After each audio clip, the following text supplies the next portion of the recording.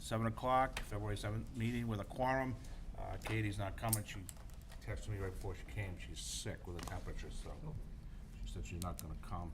She didn't get no issues, but she didn't wanna expose everybody. So first item business is February 3rd minutes.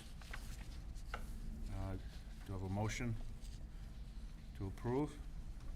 Motion to approve February 3rd minutes? Just a second. Second? Okay, all those in favor? Aye. Opposed, abstained. All right, we'll knock out Ross Common. Everybody read that? Yep. Okay. A little bit of background to that is we're gonna have to get answers. Now, Chris, since you're there, I'm not feeling in a jolly mood. Hurry up. Okay. The board may not necessarily know who've been here. One of the reasons we put the 25% for everything is we're getting tired because guys are out 5, 6 years, and the stuff that already been done was deteriorating. So if we knocked you down, say it was all paved to a certain level, and that pavement started to disintegrate, we knocked you down, we didn't have enough money to do it. He's asked for extension. He's in the, what, 5th year now? So what we decided to do is we didn't want to get caught in that. We got caught in it one up off of 109, and we didn't want to have that again. So that's the reason for the 25%. But the other thing is, it's in our rules and regs. You recite me all the Mass General laws. That's great. Mass General law doesn't necessarily say we have to give an extension on the bond. That's our prerogative. No, but I mean, if But you, in my deal is, if you want an extension, you know what we already have there, so that means your bond money's gonna be tied up. So the business decision was made at one point that, yeah, okay, we'll roll with the dice here. but if you don't extend the bond, then the town ends up having to do the work. So, I mean, I don't, No. It's not about, well, we pull the bond at that time and we do all the work. right, and the town's stuck. Yeah, but the thing is, everybody wants an extension, because they want the money in the bank and they don't wanna do it. So, we were getting stuck with some of these deteriorations on roads and That part. curbs and all that. So, if I pay you everything on my house, and it's 6 years later, my roof starts to leak, I don't have any money to fix it. That's why that's there. We don't have to grant the extension. We can just tell you to finish it. And then you guys have to make a business decision whether you're going to have the bond pulled or finish the road. Right. But I mean, the statute does allow you to have a cushion for inflation. I understand that, but Inflation. if you So that- remember, that's when you do reduce the bond, right, you check off here, done, done, done, done, done. Now we're over here, this isn't done. All right, all of a sudden, the sewer, we had one years ago, sewer collapsed, it was about 200 feet. Done, but that wasn't covered on the bond. Fortunately, it was Walt's contracting, and they did it anyway because they were doing the road. But we wouldn't have enough money if you guys walked away. That's the other problem is, you could look at the condition of a road, look what's in the bond, I can't even do it for that, a business decision, walk away and let the town, and we'd end up getting whacked on it. But, I mean, ultimately, that's a function of doing a good job of determining how much the cost of the work remaining is. I mean, But that's- if you have that done correctly, and then you have a sufficient amount of, for inflation, you should be okay. Well, inflation's a whole nother story. That was, we were getting into lots of problems where they weren't updated. As a matter of fact, I'll give an example, Waltz, because Maggie never updated it. The mix in 2000 was at this much a ton, and then by the middle of the 2000s, it almost doubled. So Waltz wanted it, yeah, we reduced his bond, but it actually increased when you figured it all out. Yeah. So inflation's separate. This is for the stuff that's been sitting out 4, 5, 6, 7 years. That's why we do it. Now, it's in the rules. Nobody's objected to it before. Like I said, it's a business decision. That's how we've done it when we set this back in the early 2000s. Yeah. I mean, I get that, but I do think the rule says the same thing as the statute. I No, the mean, rule I- says 25% of the value. It doesn't say of the value left. I think it does. No, it doesn't say of left. It says of value. That's what I read. It's talking about the value of the work remaining, not the No, it doesn't value say- of the original bond. No, that isn't how I read it. It's right in the front under our rules and regs for the subdivisions. So why while you're looking at it, the other thing is you're objecting to the paddock and the barn? Yes. Say it's not on the subdivision? Well, I'm saying it's not part of the bonded work. Well, it not is, part it's of the on, it infrastructure. appears as a bond. Now, what you need to do is you gotta read, also, this wasn't not only a subdivision, but it was a special permit. Yep. And that's where this came in. It was put in, and was volunteered by Viano at the time he did it. So Jack, I do have the right up here. So this is in Rules and Regs, Section 3. No, it's at the, no, 12. no, it's at the front of it where it At the talks. very beginning. At the very it actually beginning. is a mention. I didn't see that. That's until where it's we- mentioned. That's Section where- 4 says the town engineer and the planning, or planning board reserve the right to include an amount not exceeding 25% of the total construction cost estimate for completion of the work. Yeah, I understand that, Phil, but at the start of this, we Yeah. amended that. Okay. You wanna read it, John? Fee schedule, it's on page B, Roman numeral 5. Bond reductions, list 150 per reduction for the first 3 reductions. $500 per reduction for every reduction after 3 reductions. And also note 25% retained age of total value until final bond release. Okay. So it is in the fee schedule. That was done. We also changed, once This upon a page time, right here.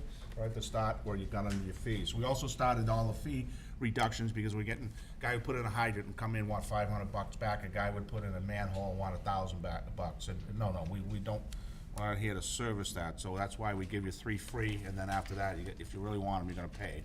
But depending on the size of the bond, you know, a couple $100, but it was enough to keep some of the people away. I get that. But, I mean, when I read this, section 4, it says, it's the last sentence. The town engineer and/or planning board reserves the right to include an amount not exceeding 25% of the total construction cost estimate for completion of the work. I understand that, that's in the body, that's per Mass General laws. No, We- this is in the, That's The in. fee schedule? No, I understand, Yeah, but that's okay. taken from there. We changed it with our fee schedule to say if you keep wanting bond reductions, okay. This page here. right there, right at the start. What section is that? It's right Where the after the fees are. index, the table of contents. Oh, okay, the table of contents, okay. It's the first page of it. the So fee we have a we probably need to fix that, because it's inconsistent between the two sections. The fee schedule is different than what Section 4 has, 12-2, 3-12-4. Right. Okay, well, schedule. There is some I don't know that, discrepancy, I suppose. yeah, Yeah. I don't know that, I still don't think you can do something that doesn't comply with the general, but ultimately, you're Guess gonna what? refer it to town council, that's the, Yeah, we'll get an answer back, yeah. Very simple. I've had this in my own work life, where a guy says, you're holding $10,000 for an operations and maintenance manual, so it's only worth $200. I says, yeah, I know. Then do it and you get your 10 grand. Same thing here. You want your money done? Finish. And I hear you. why don't we jump to the other problem here? Gigi's Way. That's where it's, the problem's spinning, because he doesn't control it. Someday someone's gonna tell me P.J. Hayes was doing that for Viano through Winnington, and who knows we'll ever hear that one. well, he technically control, because he does own the fee in the way, he's got the bond on it. But he doesn't control the contractor. He hasn't hired the, yeah, he's almost like subbed that work out, is what he's done. He through subbed Viano. it to who? Well, like Viano is his sub who's hired someone else. Yeah, That's the way I so look at it. Yeah, an interesting one, and I'm going back in history, is Jack Walsh did a bunch of subdivisions with John Hassenegger, traded land for subdivision, and Jack's the one who pointed out to me, I can't do it because I'm working for him, and he had stuff that he had to get in, the engineering, the as-bills and that stuff. Well, I can't solve a bad deal. So that's where we are with that. That's why we put that in there. Is you see the fee schedule, reductions, we've given you 3. How many would someone expect to get within the 2-year time frame? Well, he's only asked for one. No, I'm not saying that. That's why we put it up front. Okay. Well, so are you guys gonna vote now to send it to town council, or how does that work? Yeah, we'll send it, but also the fact that we're gonna have to do some digging up on the decision, because remember that it was an open space, special permit, Right, which has nothing to do with mass subdivision law, agreed. and that was in there, so. I mean, I addressed that in the letter. Yeah, no, I know. We may disagree on it, but let's see what, Well, if you agreed with me, you wouldn't be here and you wouldn't be getting paid. you know how to cut me to the quick, Jack. Jack, when we send it to town council, can we ask them about how we have something different in the Yeah, fee schedule? that will be and in there. Yeah, Okay. that should be. Yeah, well, that will be in there. Okay. All right. We found it for you. You guys done with me? No, I'm having fun, Chris. Okay. We will find out and get you an answer, okay? All right, thank you. All right. Thank you.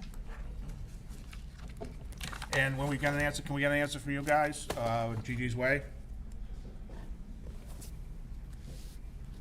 There's a comment in the letter. You'll have to come all the way unless you want to be on TV again. Sorry, you want another answer on, When's it gonna be done? What's holding it oh, up? when's it gonna be done? How the Okay. whole structure is? So, I've focused in on that question, and Mike Viano is apparently represented by Vin O'Brien. I don't know if you know Friar O'Brien over in Dover. Oh, yeah. So I've opened discussions with him. Well, I do know a little backstory to it, why it isn't done, which is, don't have to spell out, we all know why. I think that came up the last time we were here, and I'm gonna Yeah, so that's, zero in on that, Jack. yeah, that's why, because we gotta get it done, right? Yes, All right. agreed. Thank you. 7:15, You don't need a motion to send that to.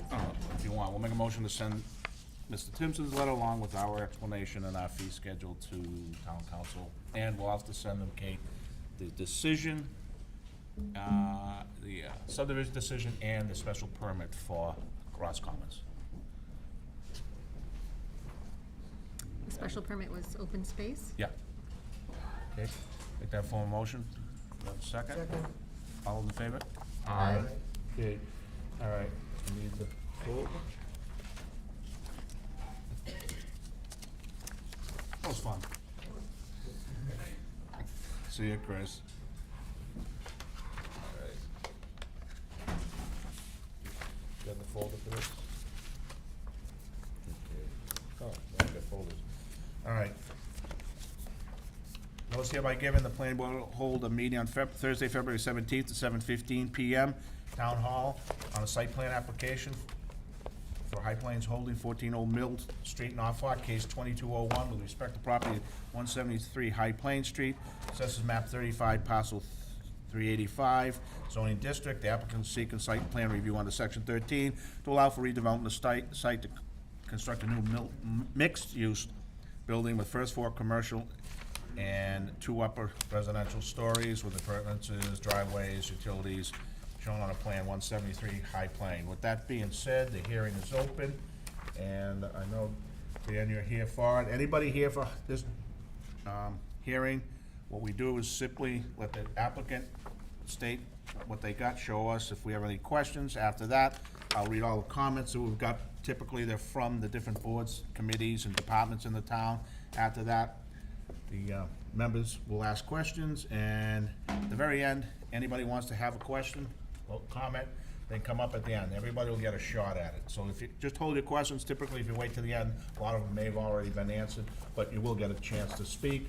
And since we don't want to kill this, about 8 o'clock, I'll open up for the public, unless you're gonna be done before that. I'll be done before that. In a betting mood. Okay, go ahead, Dan. Thank you, Mr. Chairman, members of the board. Dan Merrickin with Legacy Engineering here on behalf of the applicant. Who's with me tonight, Anthony Monahan and Andrew Litchfield are here. We've submitted an application for site plan approval for a proposed redevelopment of 173 High Plain Street. 173 High Plain Street is the second lot off of the intersection of Washington Street and High Plain. Presently contains an existing rundown single-family home, yellow single-family home. It's got a driveway in the front that wraps around and kind of a gravel driveway area in the back. The applicant, the lot is 28,000 square feet and it is zoned business. So the corner lot where the existing apartment building, our lot, and the adjacent single-family home are zoned business. Everything around that is zoned single-family residential. So the applicant's proposing to redevelop this property for mixed use, and we're in front of the zoning board for a special permit for a mixed use with a first floor commercial and 2 upper floors of 10 apartment units. We are proposing to have a driveway that comes in on the east side of the lot, basically trying to keep that driveway as far away from the intersection as we possibly can. With parking along the side of the building, parking in the rear, consistent with the requirements of the bylaw for buildings in the business zone. We have the building tucked up front. We have parking behind as much as we can. We have landscape areas around the driveways and parking areas. And across the back, because the land to our rear is zoned single-family residential, there's a 26-foot buffer there. So, there's some good vegetation in the center of that.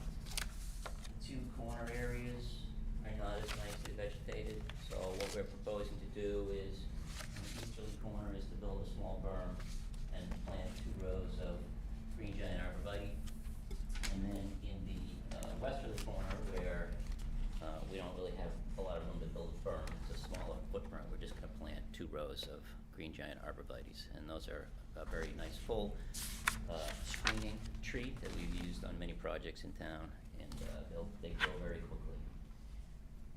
So for a layout standpoint, as I mentioned, we have parking on the side, sidewalks all around the front, the side, and the rear of the building. We have an area in the corner here that's set aside for a dumpster area, screened, and also a loading space that basically would just be a place where a FedEx truck could park, something like that, just out of the way, so that any deliveries that the businesses or residential uses would have, as a place for them to park. We have provided you with a utility plan. Basically, we're connecting to water and sewer on High Plain Street. We have an underground stormwater management system proposed. We provided you with a detailed stormwater management report on that, which the town engineer has reviewed. And with respect to lighting, we have 2 poles in the back. They are short poles. They're only 12 feet off the ground. Done that intentionally, given our neighbors. We have a couple of wall packs on the building, which also are low, 10 feet off the ground. They're full cutoff fixtures, so that you can't see the source of the illumination. We've provided a photometrics analysis demonstrating that there's no spilling of light onto our adjacent properties. And those are the highlights. I'm happy to answer any questions you have about it. We don't know, obviously, we're in the planning phase. We don't know what kind of businesses are gonna be on the first floor.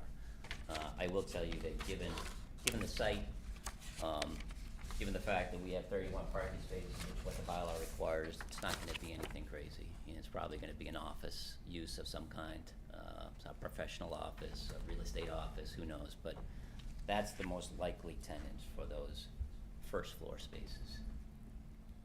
Okay, I'll read the comments. First one is from the police, from Luke Paulon, Traffic Safety Officer.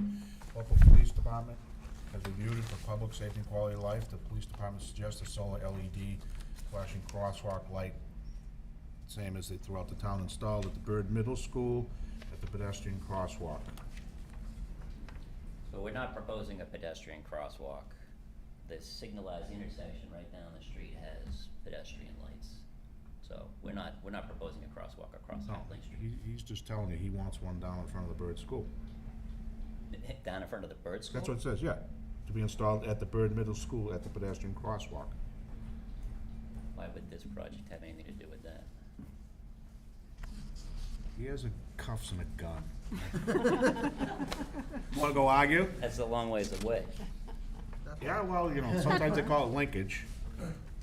Okay, you might wanna follow up with him on that. I'm not too sure if they put one in or not, because they did some sidewalks there. John, do you know if they Well, will the put town's in one? the process of redesigning the school, obviously. Well, So you might wanna get this settled. I'll check into it. Yeah.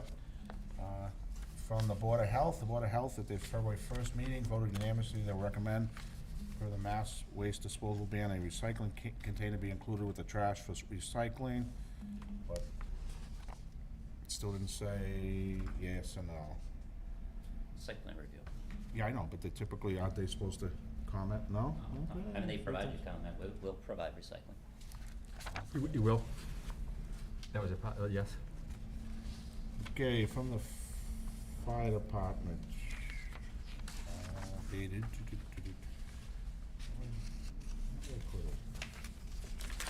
Oh, there it is, February 2nd. It's from Chris Abramowitz. Is that how I pronounce it, Kate? I don't know. No, no longer. Paul, the fire department reviewed the plans, and we have the following preliminary comments to offer.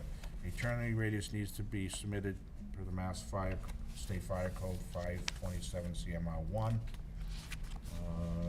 The Yeah, we'll plans, get that to them. this plan submitted a lack of an approved turnaround on unobstructed access into the parking area for the fire apparatus. The plans submitted do not indicate the proposed locations for the fire department connection to the sprinkler room and standpipes. They need to be submitted and denoted on the plans to fully evaluate the scope, okay? My view, it's kind of twofold, I guess, Dan, is that's a building code item, but it may be where you might have to move a parking space or something. I don't know, I mean, that's something that's not figured out until they do the mechanical design for the building, but I'll talk to them about that. Well, you show them where you think it can go, Yeah, so that, you know, because like I said, you could be back here for something, just moving a parking space. From the sewer and water, the board has, January 26th, they have no comments. That's good, get out of there. You got a no-no. Kyle's down at FinCom, so we don't know when he'll be back, so I'll read his. I've read them, What no one else has. right, you can read them, they're long. They're long, Yeah. not that long. 2 or 3 pages, all technical stuff.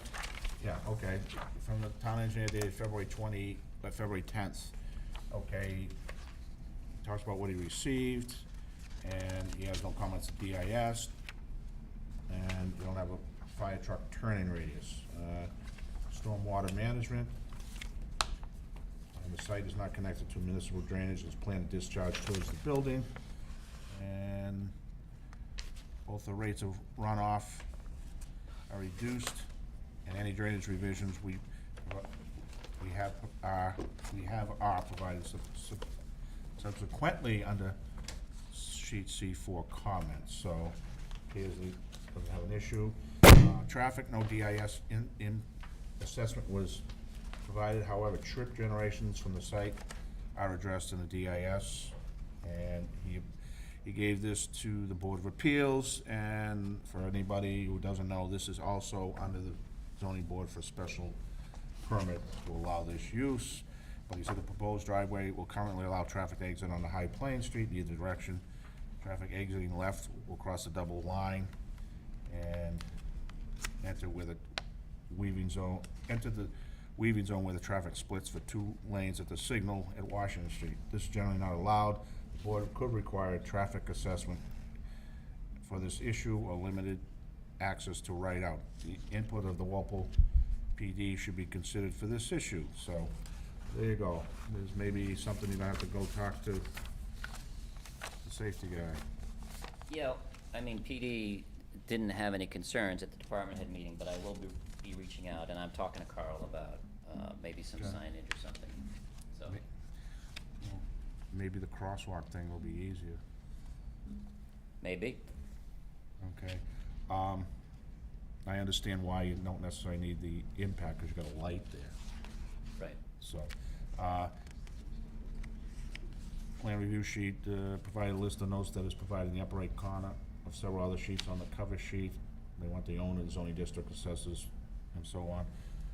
The next one is provide notes, plans are being submitted to the planning board. Show 2 benchmarks and location will not be disturbed. Erosion control, in the sediment erosion control, after 1.4, add a new note 1.5 requiring the installation of a temporary sed basin. Show proposed temporary sed basin on the plan on the southwest edge of the proposed parking. This will need to be eliminated when the regular system's installed, and after note 1.1, or note 1.2, they're requiring the top course of paving removal of interim sediments controls. Also note 1.13, requiring as-built. And to the engineering department, sheet C3, provide zoning requirement tables in a format showing required, existing, and proposed, show site distances and lines in the plan, show a stop sign, the typical, and a 12-inch white stop bar, pending the results of the traffic study and the discussion with the ZBA. You may have to provide a no left turn at the exit, and show location of handicap parking signs, call for white PVC fence along the southerly border to be reset onto or within the property line. Is it shown outside? It's an existing Oh, fence. I'll deal with all this stuff. whose fence is it? Which property line is it talking about? South. South. That'll be down, it's not next to the apartments. Bottom right, The Yeah. south fence is mostly owned by our neighbor, so we can only touch it if our neighbor allows us to. Otherwise, it has to stay where it is, But it's on his property? most of it, Yeah. So it's not your fence? not my fence. I mean, we're happy to replace it or upgrade it if the neighbor agrees to allow us to do it. But I think it's just talking, it's their fence. okay.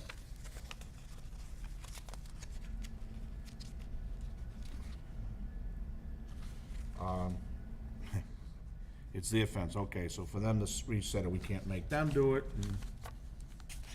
I mean, Okay. we could put another fence next to it, but it's Yeah. kinda silly. sheet C, no, I know. C4, show inspection ports on infiltration, catch basin 1 and 2 into the water quality unit, then into infiltration systems. Make catch basin 3 a water quality catch basin, provide a note on the existing sewer service, or the utility notes calling for a camera inspection of the service prior to connection. If the service is clear, will be need to replace to the main, including the saddle T at the main. If the service is poor condition regardless of pipes, material, dips, cracks, joints, it will be need to replace. Eliminate the bend shown in the sewer service and show it going straight into the building with a sewer manhole on the property just behind the right of way. Show water connections going to the 12-inch central zone. Water line to the central zone will likely require vertical offsets to get under the 16-inch main, and label 12-inch old post zone and the other one central zone. Need for a pumper connection with the PIV with the fire, handicap parking spots, provide grades front and bottom and rear, so you know you're in compliance. Title block, sheet C6, for C6 and 8, from layout to details, provide a detailed stop sign on the precast drain manhole on sheet C7, change the manhole cover from 24 to 26, provide a detail for the storm scepter, and that was it. So a lot of little items on there. Other than the fence, is there any issues No issues. that can't be done or corrected? Okay. Nope. We'll take care of it. All right, the last comment I have here is from Patrick Duchesne, Director of Community and Economic Development, and he reiterates what's it's all about as far as the address, the size of the lot, and the first floor. And on January 19th, they had a department review of this. In attendance were the municipal departments from town administration, police, DPW, engineering, sewer, and water, health, building, community develop. In attendance from the applicant was project engineer, applicant, and architect. So you guys had a meeting, correct? We had a meeting. Okay. All right. He's going in, he's talking about buffer zones. You provide the 26-foot buffer between the business and the adjacent residential RB, which complies with the requirements of 5G11. The inclusion of 2 planting areas of evergreen trees at 6'8" is compliant with section 5G13 and 5G14. Parking, applicant proposes 31 spaces, including 2 handicap. The parking code for this section, for use under this section 5B13 is parking code 1 under section 831 of the zoning bylaws, which designates 2 spaces for each residential unit, being there are 10 proposed, so you need 20 spaces. The site proposes first floor commercial use, encompasses a gross floor area of 5340, and you'll provide 1 per 500, and the minimum standards of section 4 of 831 requires that you have 11. Parking code of section 4A31 also proposed maximum parking count per one space per 200 feet of gross floor area, which is why the total parking for this site ranges from 31 to 47 spaces. So even I didn't understand. What is, you can go as little as 400 to a max of 200. Actually, for a mixed use, there's a separate carve-out in the bylaw that says, for a mixed use, you must provide the required residential and the minimum number on the range for the Okay. commercial. Which is 400 square feet. It's kind of an odd provision. It says you have to provide a precise number of parking spaces, which is 31, which is what we're providing. If it were not a mixed use, there would be a range. You could provide anywhere between 1 per 200 square feet to 1 per 500 square feet, but for a mixed use, it's a specific figure. In the event of time, if I read the bottom first, he says the applicant has provided the minimum threshold. So, long-winded just to get to, it's okay. Right. You provide 2 handicap, which complies to our zoning, and you need 2 for more than 25 or less than 40, so you're all set. Proposed parking, 19 by 18.5 with a 26-foot aisle, this is compliant. And 8.8B1 amount states that development with proposed parking areas of 6 or more shall provide a minimum of 10% open space landscape within the designated area for parking, inclusive of any landscape borders surrounding. And he's looking for the percentage, Yep, I'll figure that out. okay? So that's really the only homework so far.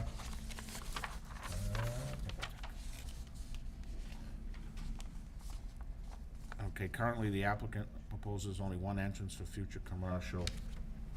Well, It's gonna change. We're adding a second one for the fire department. you have to. Well, the issue came up, it's actually for the building inspector. The issue came up with the position of the accessible parking spaces and the proximity of those spaces to the commercial entrance. So it's an ADA, AAB thing. We're gonna add another commercial entrance on the side of the building that's more proximal to those spaces. But we had to put the spaces where they are because the slopes at the entrance of the driveway are not within the permissible slopes for accessible parking. So they had to go in that location. So we're gonna adjust the building design accordingly. Yeah, but for building codes, you need 2 entrances and egresses anyway. Yeah. So I mean, there'll be other entrances and egresses, points probably on the Oh, back. this is of the just building. for your handicap. This is just for the Okay, accessible, alright. yeah. Okay. Landscaping plan is vague, We're gonna add some detail to that. okay. The location of snow storage, We're gonna add that to the plan. this is the legacy checklist. The snow, we always see that one, or everybody does it. The property within the business zone under zoning bylaw does not require minimum percentage of open space. This property also proposed 70% allowed for the impervious surface within the business zone. While the project currently isn't compliant with those dimensional regulations, I recommend the applicant look into reducing the impervious surface within the site. The purpose to provide additional open space for future residents and better meet the characteristics of the surrounding neighborhood. So, that is from Mr. Duchesne. Was the same thing submitted since, to the zoning, or did he I have different comments? think it is the same. It sounds very similar. I haven't Typically, s- I'll see I somebody haven't seen else that. copy both, but this is directly to us, Yeah, so. I haven't seen those, so I'll get a hold of them and go through them. Alright, so, with that being said, we went through all the comments. We have nothing more from anybody, so I can start with John.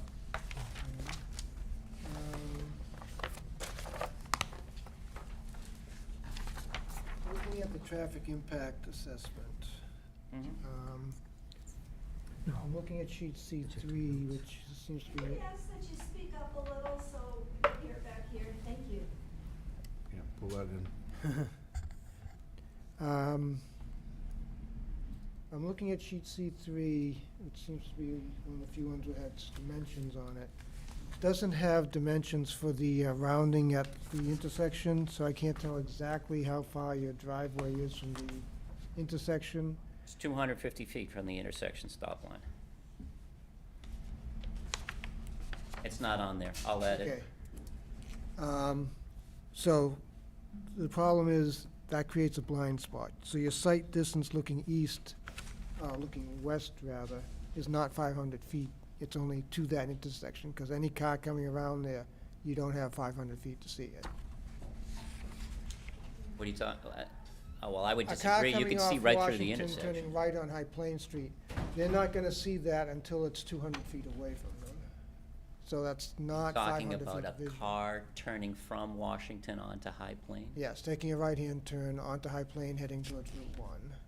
You've got a blind spot based on the building there and the big tree there. You don't see, someone looking left isn't gonna see someone coming around that corner.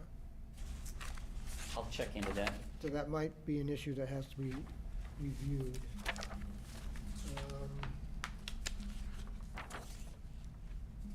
I echo the fire department issues for the turning radius is gonna be tricky probably to fit everything in there.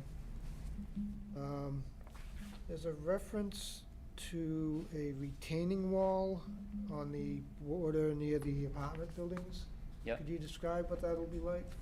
Sure, in order to get the drainage system under the parking lot, well, basically, the whole lot slopes off about 1, 2, 3, 4, 5 feet from the east to the west side. So it naturally slopes that way? Naturally slopes that way, Okay. towards Washington Street. So what we're gonna do is we're gonna hold the grade on the high side, and we're gonna level the site off, put the drainage under the parking lot. So along this side, there'll be a retaining wall, and along the back, there'll be a retaining wall. So that's to funnel the water flow into the drainage. Well, we need a level pad anyway, so we have to pick the grade for the level pad. It's somewhere in the site, we have to have essentially nearly level parking and driveways around the building. So it just Yeah. worked out with the drainage that that's how it. So how ended up. tall will the wall be? It's 3 or 4 feet. Right. So so the retaining wall is basically just to support the fill you're adding to it, then? Correct. Right, okay. So it doesn't go above ground level? No. On the high side, no. What is being done as far as, there's no buffer per se needed, but you do have basically a residential development with the apartments. It's not zoned that way, so you're not forced to do it. Has any thought been given to putting trees or anything, or speaking with the apartments to increasing the buffer between your development and their existing one? To the apartment building? Yeah, So there's some rundown sections of fence out there. We're gonna replace it with a new vinyl stockade fence. And the apartment building, this is all wooded, all through here. So they actually already have a nice little buffer on their property. it's big enough to consider that, okay.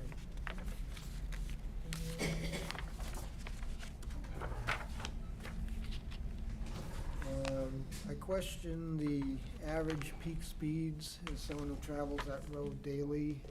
The speeds on High Plain Street are 35 to 40 miles an hour, even at the intersection, unless the lights are up. So anyone coming down there is actually traveling much faster than 25 or 30 miles an hour. That light cycles every 50 seconds. There's not much Not when you opportunity want to it to blow through that cycle. light.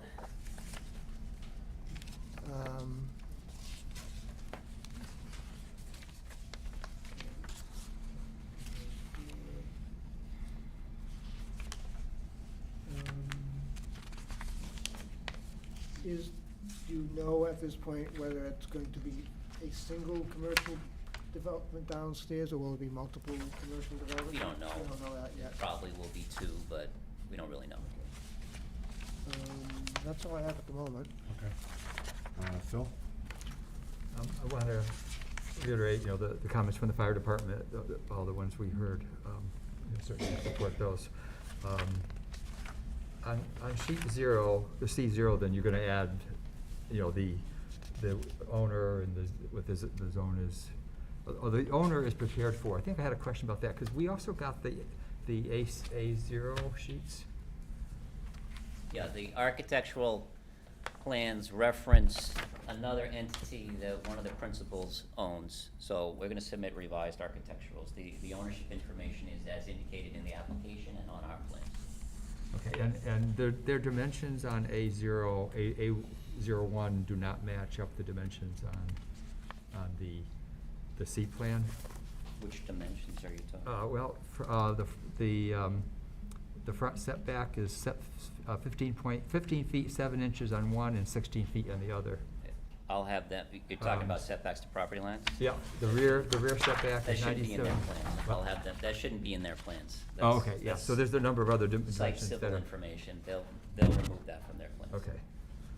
And then just note that on their plan, small thing, but on the general notes on A01, under 10.4, they mentioned the Boston Fire Department. They mentioned what? The Oh, Boston Fire Department. So clearly they copied that from. Clearly, they do a lot of work in Boston. Yeah, so just little things like that. Understood. Going back to the main plan then, so the owner is High Plain Holdings then, LL? Correct. Okay, see, yeah. Yeah, so on the impervious square footage, 70%, could you show the square footage of the two on one of the sheets? Somewhere, it gives the percentage on. It's on the layout sheet. Was It's it all there. on the Carl wants it in a tabular format, which I'm happy to do. Oh, okay, But it's yeah. all there. The square footage too, maybe I missed The it. oh, you want the square Square footage? footage. You know, just to.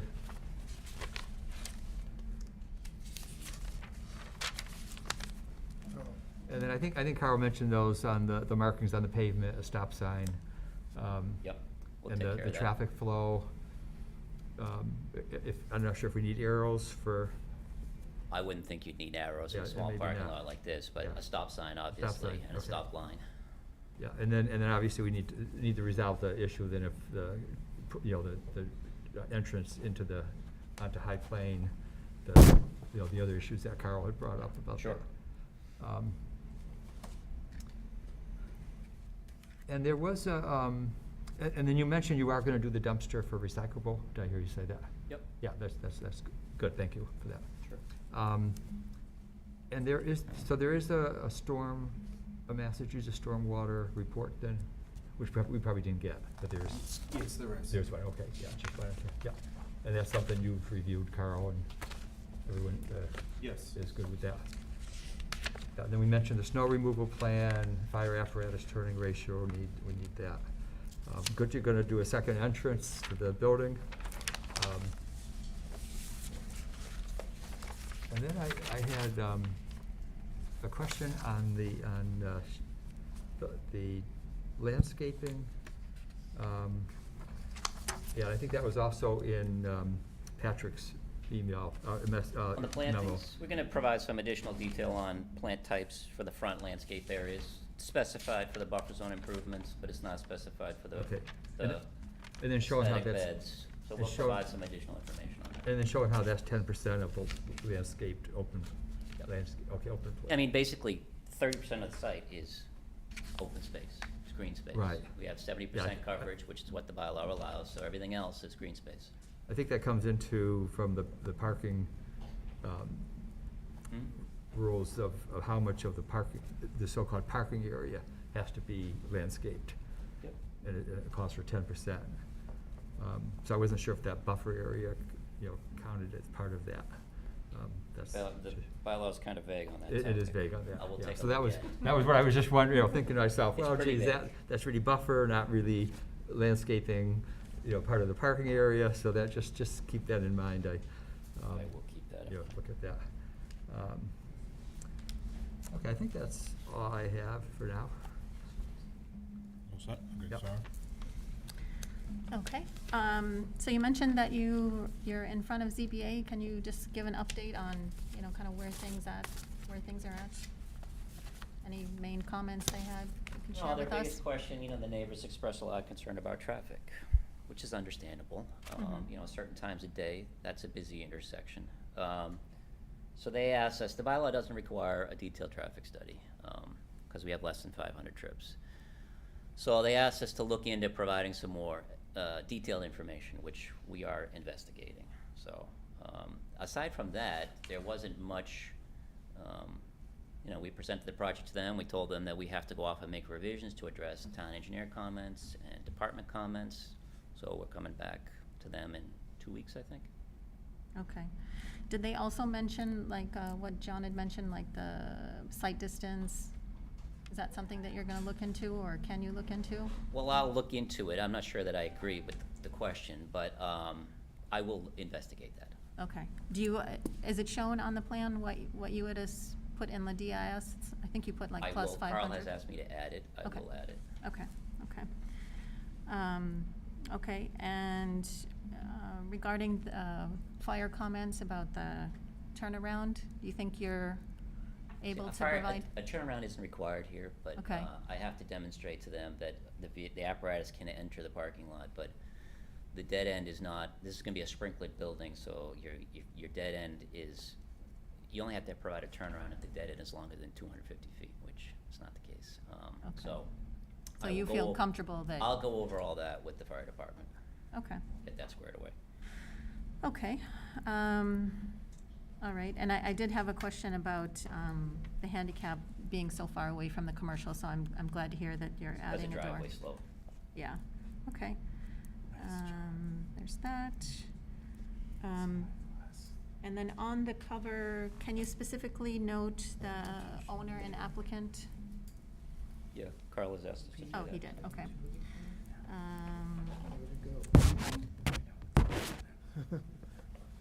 And he also asked you to note the zoning, Mhm. the legal description, all that stuff. This little block right here that has all that information, we'll put on the cover sheet. Okay, okay. Okay.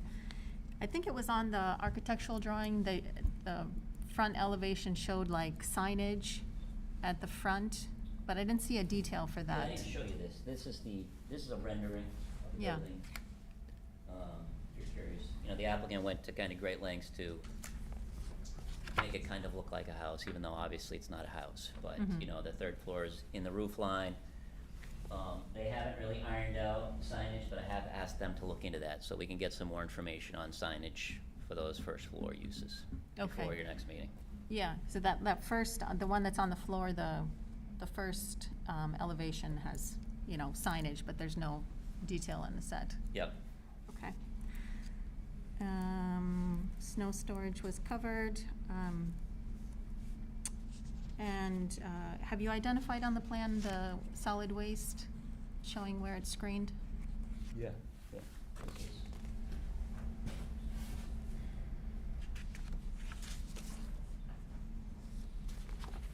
It's here.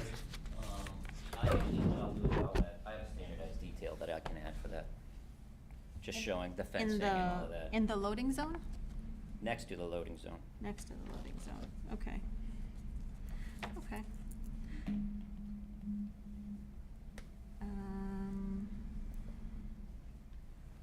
Okay, that's all I had. Thank you. Sure thing. Okay, couple questions. All right, the zoning, and you're meeting with them when, next time? Yeah, we're going back, I think it's in 2 weeks. 2 weeks, okay. See them again. And I assume you're gonna get theirs before ours? Yeah. Okay. All right, because all they're saying is yes or no, and we changed little lines. Yes. Okay, just saying for everybody here. Question, since you come up with a percentage of 53, 40 square feet, whatever it is, you're showing decks off the building. They have to meet the setback as a part of the structure. Can you put the distances on from them? Sure. One of them seems like it's gonna be a little tight. The other thing, in my view of the zoning book, is that's part of the residential portion of this building, so therefore those would have to be counted against the square footage of the units in top. They're not free. So if you had, I will investigate that. well, it's part of the residential, so it says 2 times, okay?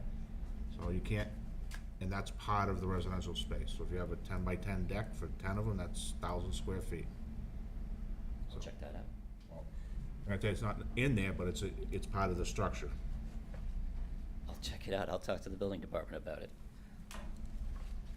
Well, Building department. so that, well, that's definitely a must, Dan. I mean, you can't waive that, because that is part of the building.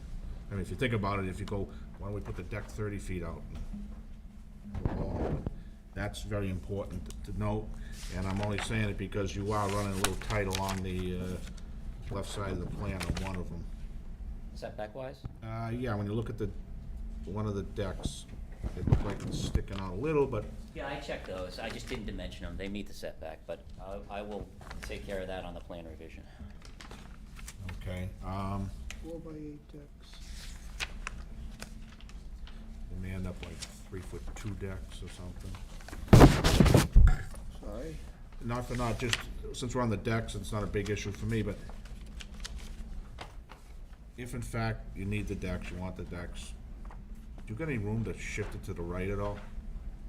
Towards Big Y or to the east?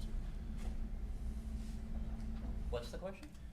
If your decks, Dan, this is just, I'm kind of spitballing, if your decks you found where you're within the setback, which they can't be, and you need a foot, how much leeway do you got on moving that building a foot? They meet the setback.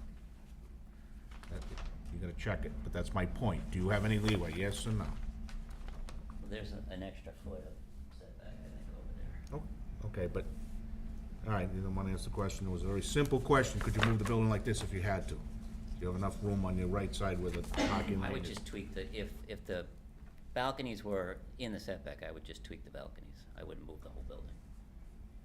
Okay. All right, 2-foot balconies don't work, right? Some pretty small balconies downtown on those new buildings. Well, Barely fit a chair on them. Doesn't mean they're right. That's the reason. Okay, I've taken care of everything.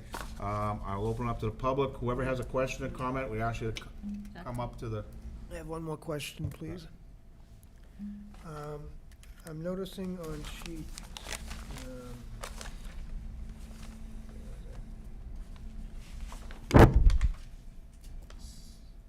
C1, the existing plan, there's a note UP 12/19. Does that indicate a utility pole? Yep. I don't see that on the current plan. On which sheet? C3? C3 doesn't show utilities. You have to look at C4. Okay.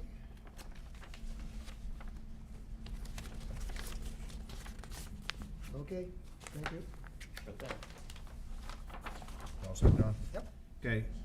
Anyone have a question, comment? If you want, come up and identify yourself.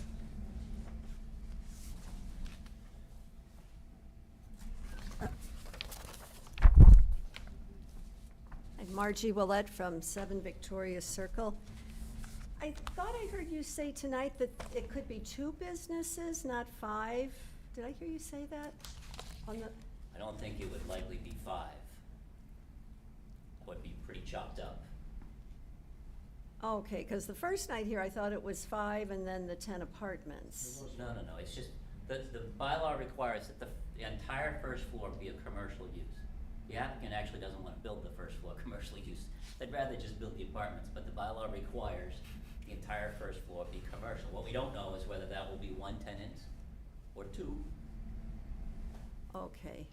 My other question is, then if there are no businesses in there, is an apartment building then a business in a sense, that the whole thing would be apartments? No, so if it's business, somebody has to have, Yeah, what, the history of this was downtown, and I'll call it the Jake Murphy law. He had, if you remember where Mug and Muffin is, where Jalapenos is, yeah, he had business there, and he had offices up there. Well, people didn't, that's the offices, it was good once upon a time, back in the 70s. So they started moving out, so what am I gonna do with it? So the thought was, well, we'll make apartments up there, have the new downtown. So that's what happened. So that's how this bylaw came about, is in a business zone, along the first floor is business, the second one you can do, they call it the mixed use, everybody uses that term. And that's how we ended up with 2 to 1 in a business. Downtown, it's 3 to 1, where you're gonna have 1 business and 3 up in the central business district, okay? okay. Now, I'll give, I hate to give Dan credit, but he said something that I've been saying since I've been doing these, and I'm involved in building a lot of these in my business. Nobody cares about the first floor. The money's upstairs. Basically, what you've got is like putting it on stilts. If they had their way, they wouldn't put anything down there. I mean, you go over these two buildings. We would like that. Well, that's, unless somebody comes in, you know, it's nice for them, but I'm not gonna speak for them, but their money's already made upstairs. Anything they get downstairs, and you can see what's happened down here on the one that, Jerry Russo did and the one that the other guys did by the train station. You're not, Vacant. Yeah, yeah, they're not pushing, because no one wants, what are you gonna put in there? yeah. I mean, you can only put so many raven's nests downtown and this and that. But upstairs, and in Boston, this is the way it's going too. They call it the podium style. First floor is business, second, third, with 6 floors residential. There's no money, but think about it is, you're able to put 10 apartments on this land here of 28,000 feet. If you were in a general residence, like in East Walpole, you would need 10,000 per unit, so they'd need 100,000. So this is it's a good thing. Smart business way to do it, but that's how it ended up the business. What's unique about this lot up here, it's one little area. It's like spot zoning. I don't know how it ever got to that point. No one's ever really told me. Across the street on Washington and High Plain, that was originally business too. Those 5 houses were business. And they got rezoned back sometime in the late 90s, early 2000s. So it's kind of a spot zoning, but my guess is you're not gonna see business in there because there's not a whole lot of need for something like that. And I think that's like our biggest concern that live there is the business aspect, what would go in, what wouldn't. And would the parking spots be designated to the tenants? If a business does go in there and they have Yeah, that's an quite a few, operational. and then where are the people gonna park? If those are all designated, are they gonna be on 27? Are they gonna try to infiltrate the apartment next door? No, in all likelihood, the spaces that are set aside for the apartment uses, which is 2 per unit, would be designated for them, and then everything else would be for the commercial use. Okay, plus the 2 handicapped. Correct. So there would be 22 spots out of the 31.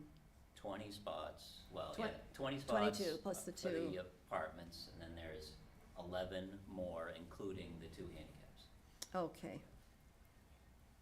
All righty. Then I think the other thing, which I think we agreed to on, that live in the area, is the traffic. With the 55, the units down there, those huge monstrosities, the number of kids now that are gonna be going to the middle school, and then putting more people on this corner, it is kind of a concern for those of us that live here. And I think that's all I had. Okay, thank you. Sure thing. Okay. Anyone else have any questions, comments? Ma'am?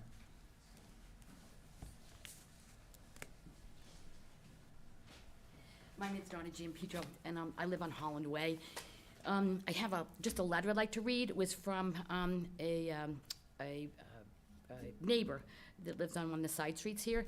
She was not at the meeting last week. You know, it's interesting that, you know, I guess we got notified as a neighborly kind of thing, but this kind of addition, this kind of construction with the business, with all that traffic, was not a neighbor thing. It's like anybody that has a child that goes to school, that walks that distance. There's nobody crossing the street, crossing the kids, there's no crossing guard at that intersection. The kids are relying on the street sign. So people didn't know about it. I think this was far bigger than just the few neighbors that got notified. I mean, I think it's for anybody in this town needs to know this, because we're all gonna be backed up in traffic. You've got Peach Street with another, 4 or 5 homes going in there now with more additional traffic, school kids going again. But, I don't wanna beat a dead horse, because we all know what that's like, to get out of your house, get out of your driveways. I live on a private way right around the corner, and trust me, when that light now goes, you just, you take your right, to go towards like the big Y, and as you're taking that street is, where that parking, that entrance is gonna be right there. If people are pulling out, like someone always says, oh, go ahead, people come out and be blocking that traffic trying to take a left. And we talked about only taking a right. And then if you do that so that that's your mitigation, is to only take a right, then you have to say, well, where are people turning around to go back to 27? They did it on 27. What are we giving to them? They're gonna go down, and they're gonna what? Go down Old Post Road School and might try to make it there, or they're gonna go to side road, the two side roads that are there, which are, just small, dead-end roads where kids play.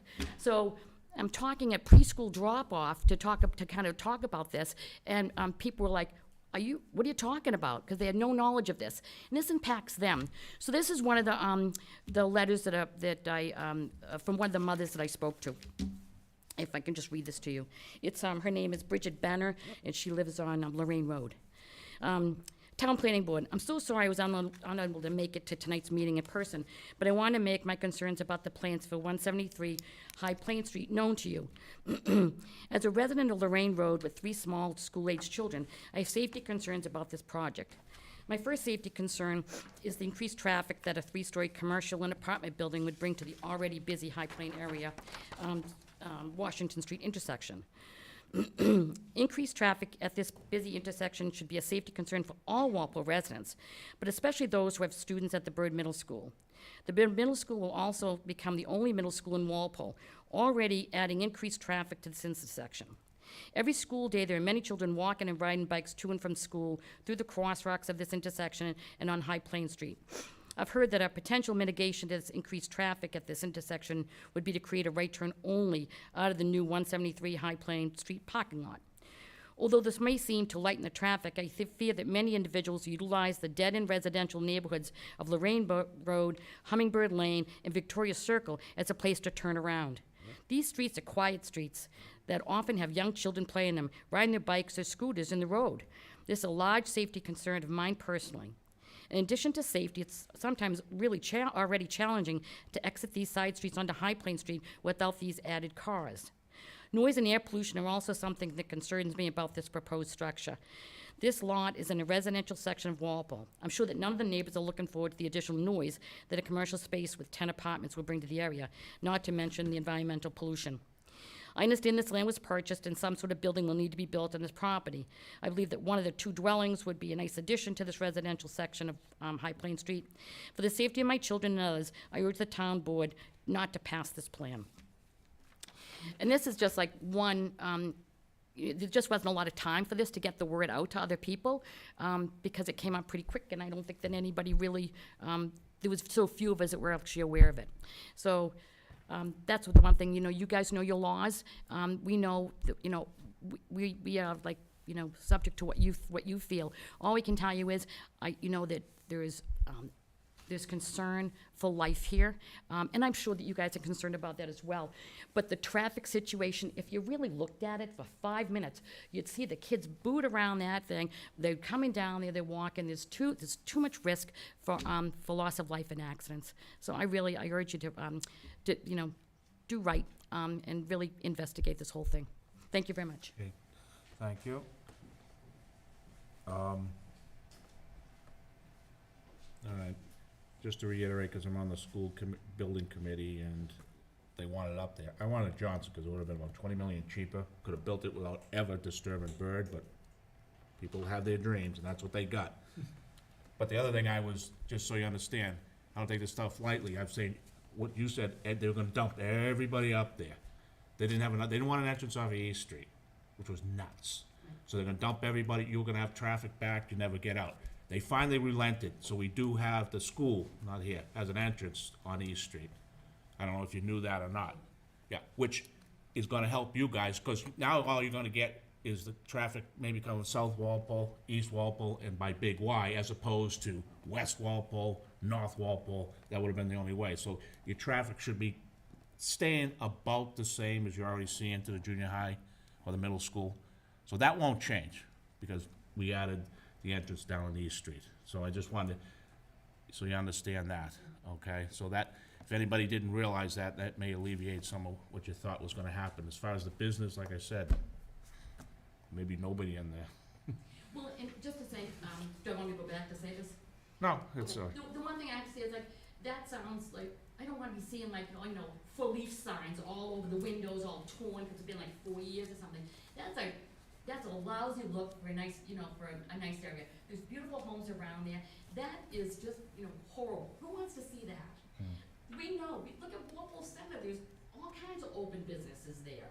everything's for, open. These restaurants are closed, I mean, plenty of space. It's just more space that nobody's in, and it just looks horrible. It makes you look like a town that's been, people are leaving it in droves. That's what it looks like as you pass through. 27 is a big route. People go down there all the time, and that's what they're seeing. Well, I don't think the applicant will disagree that he'd wanna build it either, but they could get rid of it, they'd get rid of it too. But what you did say is that can be conditioned, not necessarily by this board, we do a site plan, but the zoning board, cause a special permit is what they're given for this. They have multitude of range of powers.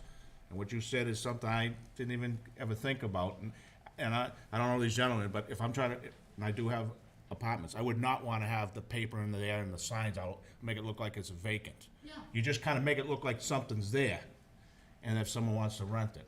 But that's something that the zoning board probably could condition. It's not a bad idea that they don't, no for rent signs and all that stuff hanging out front. And the other thing is that, my opinion is, but I'm not in zoning, is it shouldn't look like a commercial enterprise. I mean, a doctor, a dentist or something, a nice little sign hanging there, but we don't need, Ashmonts or something like that. So, all right? Should've bet you, Dan. You got, come on.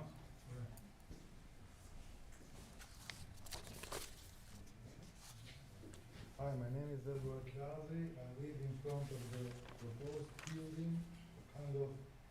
First of all there is single houses there. So I don't understand how it's possible that we have a business area there. That should be first concern for the zoning. Second and all, nothing on the area is more than 2 floors. We are proposing to build a 3 floor. Now you can play the card is not against the law, blah, blah, blah, but in any case doesn't look good. My daughters take the bus here every day. Now, how on the world are going to put 31 cars here? Solution for it. Each neighbor owns maximum 2 cars. I want 1. So why we need 31 additional cars here? My daughters take the buses, so if the guys comes out here, he's going to hit me and my daughter every morning. If that is going to happen, these guys are LLC, but in the end of the day, it's going to be a bigger problem for the board that is going to give the permission and for this guy. We know another zombie area here with 31 cars, 10 apartments. We don't know who's going to rent those apartments. I don't understand how we have a business zoning less than 300 yards from school, Board Middle School. How is this possible? If These- tomorrow someone has a tattoo shop there or smoking shop or it's fun for this person here. These 31 cars are going to be in front of my house. Have you guys seen this area here? I don't understand. How you can put 31 cars in a building here? Go take a look. You used to live on old cobbles. 2 people. Now you're saying, okay, let's put 31 cars. 10 apartments, how many people are going to live there? There's 10 apartments, all 2-bedroom, I think. So, how, 50, 100, we don't know how many people are going to live. Oh, no.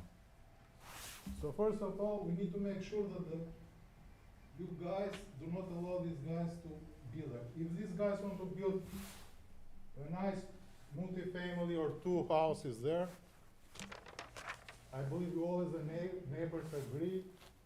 We understand that these are businessmen, they make an investment, they want to get their money back. They can build 2 houses there, 1 million each, they're good in their return. As I mentioned, I take the bus with my daughter every day here. I would like to see one day to have an accident here. If that happens, I'm going to make sure that who gave the permission for this building here is going to pay for it. That's for sure, as a parent. So this is my major concern, safety, pollution, everything. Garbage, you're saying these guys are going to have space for snow? What's space for snow? There are going to be 31 cars. If you park 31 cars, there is no way that someone can clean the snow there. UPS trucks, they stop almost every day in this area. Nobody goes in to stop. The lights from that side, if it goes orange, the guys speed up there. Almost every week you're going to have an accident in this area. One day I might find someone coming in my house because they have to avoid the person who comes out from that area. I'm saying again, these guys want to build 2 houses. They get all our signs as the neighbors. As a partner, we urge the board to not give these guys to allow to have 31 cars there.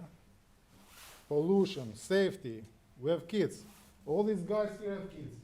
Excluding the house that is in front here, the guys here, they have 3 kids. They take the bus, the same as my daughter. They take the same bus. Here every day you have kids that come from the school. They walk by. Now they are going to walk in this area. We don't know what kind of business are going. We're saying, okay, they're going to make the money for our partners. I don't know who is coming tomorrow for the business. If someone comes tomorrow for a business, they're going to give it to them. We have kids there in that area. We don't want people to come. We don't know even for rent who is going to rent those. You might have criminals, I don't know. We all own houses there. I've been there 7 years. The guy next to me has been more than 10 years. The guy next to me has 15 years. Everyone has been more for a long time. Only these neighbors here that bought the house 2 months ago. The rest of us have been there for 10, 15 years. I would suggest the board go and take a look at the area. If you believe that they're going to fit 31 cars, plus apartments, plus adding all this snow removal, safety, blah, blah, blah.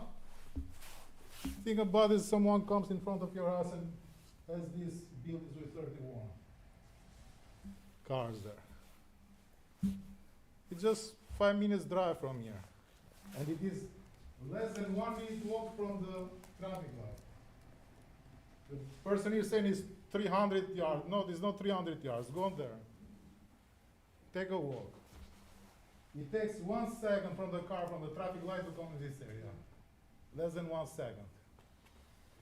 Every night, almost every night, you'll see police cars stopping people, because what happens? They pass the traffic light here, and the police cars stop the guys over here. Every night. If you want, I can start video recordings and bring it to the next meeting. Ask the police. Almost every night. Now you're saying let's add 31 plus cars there. So this is my concern. These guys need to build 2 houses there, enjoy their money, that's all. Because we know at the end of the day, as you mentioned, this is not a bad commercial. This is a cash flow to bring people from other cities, rent that property. We don't know which one will going to come there. We have kids. All the area here is residential. We don't want a business area with residential. The board should address something that happened 50 years ago. This should not have been in the first place a business zone. How can you have a business zone when everyone is residential? Plus, who allows to build three floors there? Nobody has 3 floors in our High Plain Street. Max, you have 2. They can make it build, it still is 3 floors there. Okay, just so you know, very simple. You may not like it, but it's allowed by the laws. We're here to condition it, we're here to make sure everything's done accordingly and to make it These safe. guys are asking for special permission. If it is, they're asking for special permission. Not here, not us, that's the zoning board. Okay, because this is my second meeting, I'm not specialist, but kind of, In some means we're having special permission, some means, so Yeah, if this he's is- asking for special permission, Yeah, we you only, guys should not give it a special permission, why? it's not up to us. We just deal with the bricks and the mortar and the site itself. The zoning board will deal with whether they will allow this use to be there or not. Okay, I have a technical question. I heard in this meeting a lot of, we'll do this, we'll do that, we'll bring that, so everything should be completed before you guys think about this one? Yeah. Because That's what he's the supposed to do. person, That's you're what, saying I'll do this, I'll do that. I spoke with this one, I spoke with that one. no, I didn't say I don't know about all this. We're not approving anything tonight. No, I understand you're not approving tonight, but let's make sure that do not approve some without, I'll fix this, I'll fix that. just so you understand, the process here is they present the plan, we go through the public hearing process that you're in, and all the comments that are coming, and if it's gonna get approved, they have to do everything that's in the comments. So before we say, yes, this is great, we have a final plan with everything on that plan that was discussed and it's needed. It just isn't, it won't go off. Now, I understand that, but you guys, because the way are we having this meeting is like, oh, by law. I'm asking, are you guys Walpole residents? Is this all right? Is this right to have 31 cars in this area? It's, When kids go to school every day? it's allowed by right. Okay. It's for within me the it's law. all right. What? I'm not asking you is unlawful. I'm asking you is it right or wrong? Right, or, I'm not here to decide that. I don't have my own personal views. I get elected to this to ensure that the laws are upheld. My personal view, whether I liked it or not, whether I like the applicant or not, I like the neighbors or not, that doesn't come in. The planning board has to vote based upon, if they said, I'm not doing 31 cars, or I'm not doing this, yeah, I would say, see you later. If they didn't do everything we want them to do, that would be a reason for denial. But if they go through this process with us and everything's done according to what was been presented, with all the boards, the committees, and some of the input from the residents that have agreed to, and they agree to that, then they'll get But a, agree, do they give you guarantee that it's not going to increase the traffic, the safety is it gonna increase the traffic? and the safety? Well, you're not gonna like me what I'm gonna say, anything's gonna increase traffic, but you're on Route 27, which, this is when you put a dent in it. 10 apartments isn't gonna make any difference there. The thing I'm surprised at is all your neighbors weren't at any of the school building meetings when they were proposed to put the entire town. That was more of an effect on you.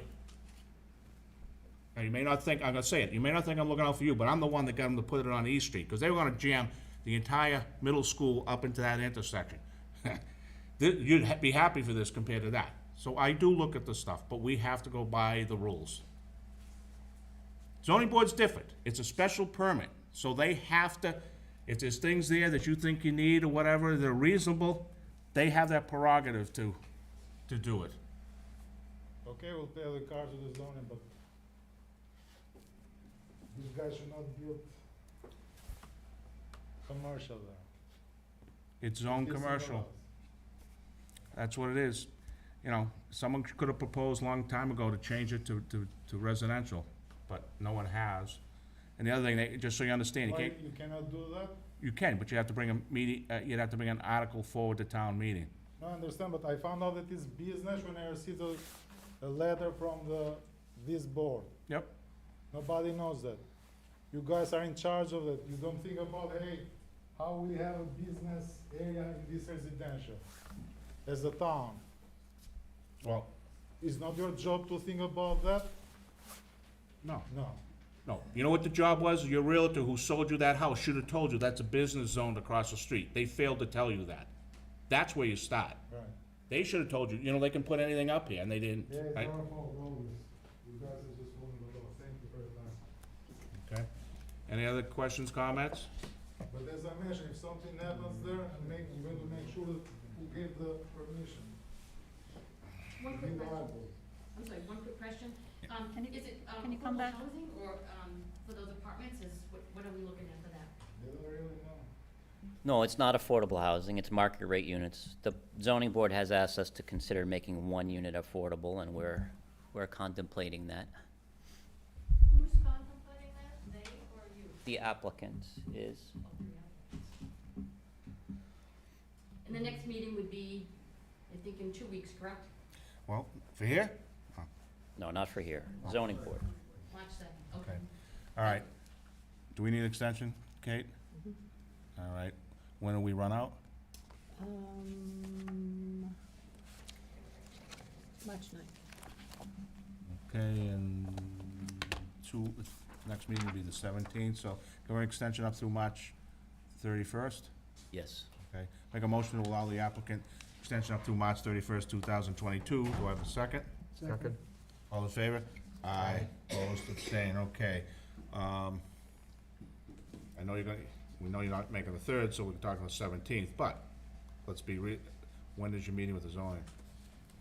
It's the first week of, Oh, it's first week, okay. yeah, so I'm gonna make all the changes that everybody's brought up here in the next 2 weeks, so I'll be able to get them to you. Will those coincide with the zoning? Yeah, we'll get the changes to zoning when we submit them to you. Okay. Maybe wait until after. After the meeting? Yeah. No. No? We'll make the revisions before the meeting. We've already had our first meeting with them, so. When's the next meeting with the zoning? I think March it's 2nd. March 2nd.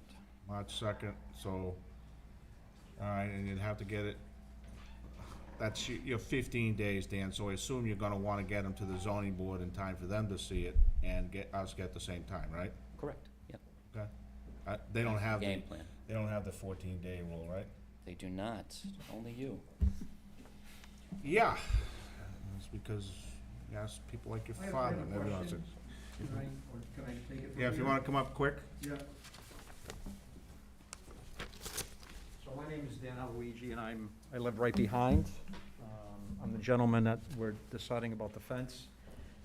My question is, it's my understanding, and it could be wrong, that since there's already an existing dwelling there, and it's under, I think it's over 20,000 square feet, you could actually use a piece of that and build a two-family on top of that. No, it's in a business district, you're not allowed to build residential in a business. It's residence, it's in business B. You're in residence RB, which is residence B, which means it's 20,000. 20,000, okay? So, that is a business, can't be a residential at all. So even though there's already a single-family dwelling but there, and that- it's, Yeah, but that single family predates that Civil War. That's been around long before zoning. You see that all over town. You'll see that all over New England, so if someone could have bought it and used it as a single, continue, because they were allowed, it's grandfathered. But it didn't get bought that way, I guess. okay. Well, you've heard it all. I mean, we've had several conversations here, father of three, traffic safety, big concern, new school going in there, 900 kids being combined into one school. It's a concern. We sometimes take 15, 20 minutes just pulling out of a driveway of Holland Way. This morning, there must have been 20 cars backed up. And there's been a cop there every morning for the past week and a half there on a motorcycle between 7:30 and 9 o'clock every morning. So I don't know what he's doing there, but something's going on. Well, one of the things, and this gentleman, we talked about traffic, but this happens every time. You saw what I read from the police department. No big deal. So if they're the traffic experts, not us. To me, if you want to state your case, you go see Officer Luke Powell and But you state your guys case. represent the people, and Yeah. we are the people, Yeah. right? But So- if this happens a lot, and you can always get someone to change their mind if you show them something, whoever writes it. So if the police department says they don't have any problems, we've asked them, they're our experts, we would side with them, just like the town engineer or anybody else. If somebody happens to find something and convinces them, or he didn't see something, Yeah. and he's got the right to change it. But we typically don't overrule the other departments in the town, because Kyle's the professional engineer, Officer Luke Collins, the traffic safety guy, so we don't necessarily, besides, if we did that, and when someone could appeal on that, and we'd be booted, because who are you guys? You're not the experts at this. We just gather the information and try to put it all So together. the meeting is March 2nd. That's really the zoning No, we haven't board. set our meeting. Our meeting will be on the 17th. 7:15. Okay, yeah. Right, right, but the 7:15. zoning board meeting. Zoning is- meeting is whatever, March that first 2nd. Wednesday in March. Right. Yep. They're the ones that, because it's a special permit, they can turn the thing upside down if they felt like it. Okay. We are just, like I said, with us, it's very simple. 1 and 1 is 2. We can't make it 3 to 1.5. ZBA with a special permit can make 1 and 1, whatever. Right, right. But they're the ones who would typically be able to address everything here, like the 26-foot setback. We're locked in by that. We can't tell them we want more. Now, you can always push, but it isn't gonna do you any good because they don't necessarily have to do it.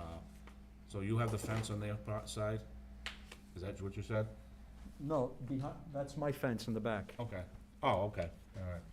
So, I would say to anybody, if you have a problem with the traffic, you ought to go talk to the, what do they call it? Officer Luke Pollen, traffic safety officer for the town, Okay. the police department. And just one more thing, I believe the first meeting, the zoning board meeting, they mentioned that they would be 10 rental two-bedroom units, correct? Correct. Okay. All right. I'm done. Okay. Those two, just so you understand, I know I'm drifting a little farther, but they can say 10 two-bedrooms or whatever. They have that prerogative too. They can also say what can go in if, for special permit for business. To me, if I was on the zoning board, there'd be business I say not going in there, like repair or something. We did that and the people are here for another hearing over by Swan Pond, where they're doing a unique first floor business, second floor, it's a condo. But people are gonna have their business out of there, so a lot of people nowadays are staying home and working, or they only need it's like an office on their condo. And they actually are policing it more, because we have a litany of items in our business that can go in there. They themselves are gonna police it, narrow it down, because they don't want a guy fixing bicycles next to somebody who's a doctor, next to somebody who's doing computer stuff. They want it to be attractive to what's going there, not a wide-open business. Put in a bar, put in whatever you don't want. So they narrowed it down themselves to make it more Let's effective. just keep in mind, when you rent units, people don't have any, passion for the town. They just come and go. You see U-Haul trucks. We have a trash issue right now going on in the back, which I reported to the Board of Health at the apartments. The snow was so high, I've got pictures I can share with you guys. Yep. And it was terrible. Rodents, it was piled up all over the place. So, Well, my suggestion is if you guys seen that already, talk to Board of Health, what they said, and maybe something else they can come up with. That's what all the other boards and committees are for, and departments, to say what can and can't do, and how you can solve something to that effect, so. All right? okay, thank you. All right, with everybody done, we're gonna continue to March 17th at 7:15, so there'll be no more notice. Thank you. Thanks for your time. Dan, question, off the top of your head, do you know how many units are in the apartment complex? I don't know. Jack, can I have the comments, please? Just curious. if you had it.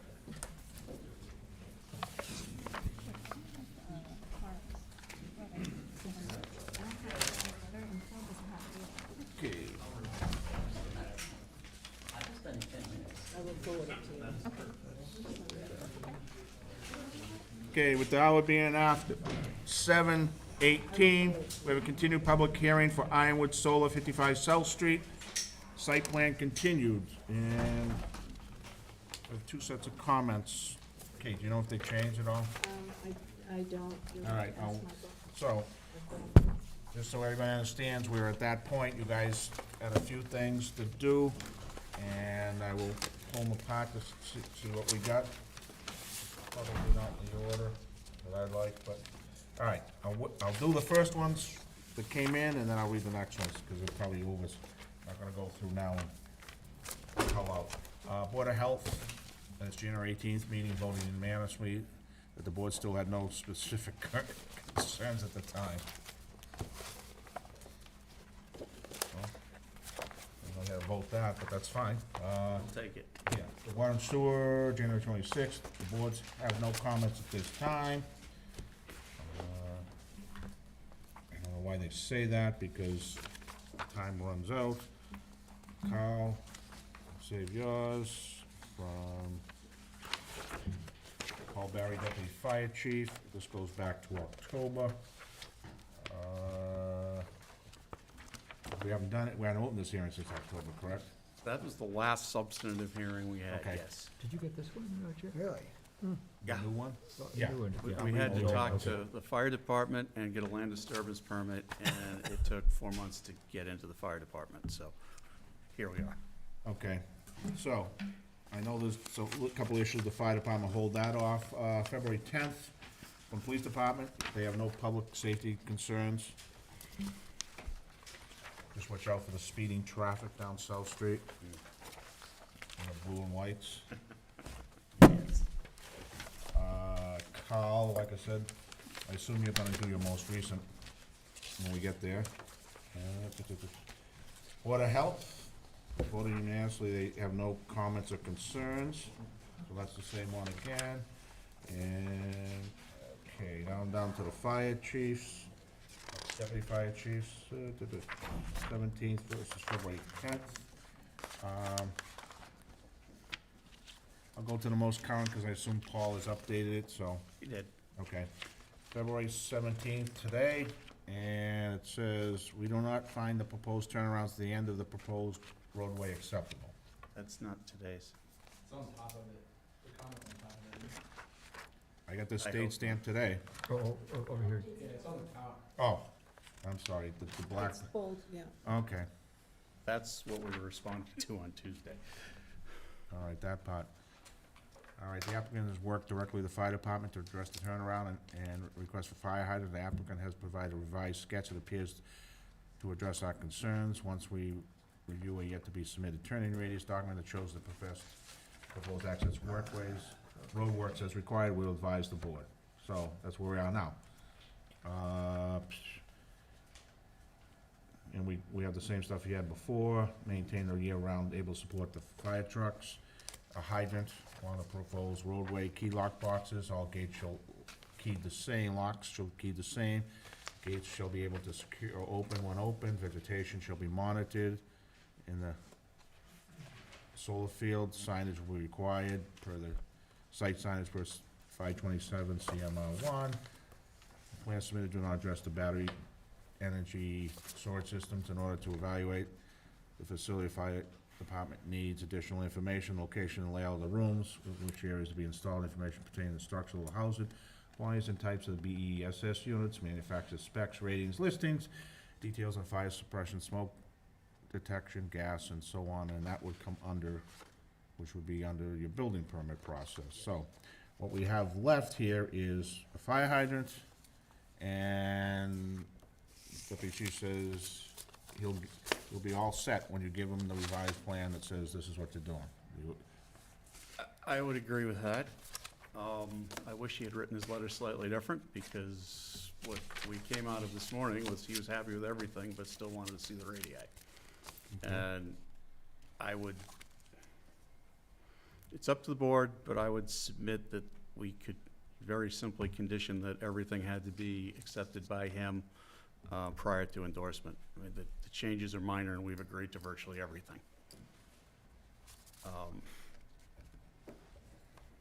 Or we could submit a plan and come back in a month, because we can't clearly meet the 14 days for your next meeting, so. If you had it right now, you could. If we had it right now, I guess we could, yes. But we don't have his advisory to the board. All right.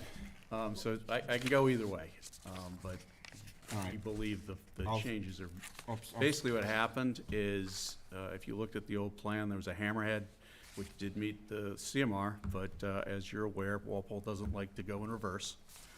So what we did is we made a turnaround, not a cul-de-sac, but a turnaround just outside of the battery area, so that his trucks can turn completely around, always in forward, and don't have to drive through either the array or the batteries.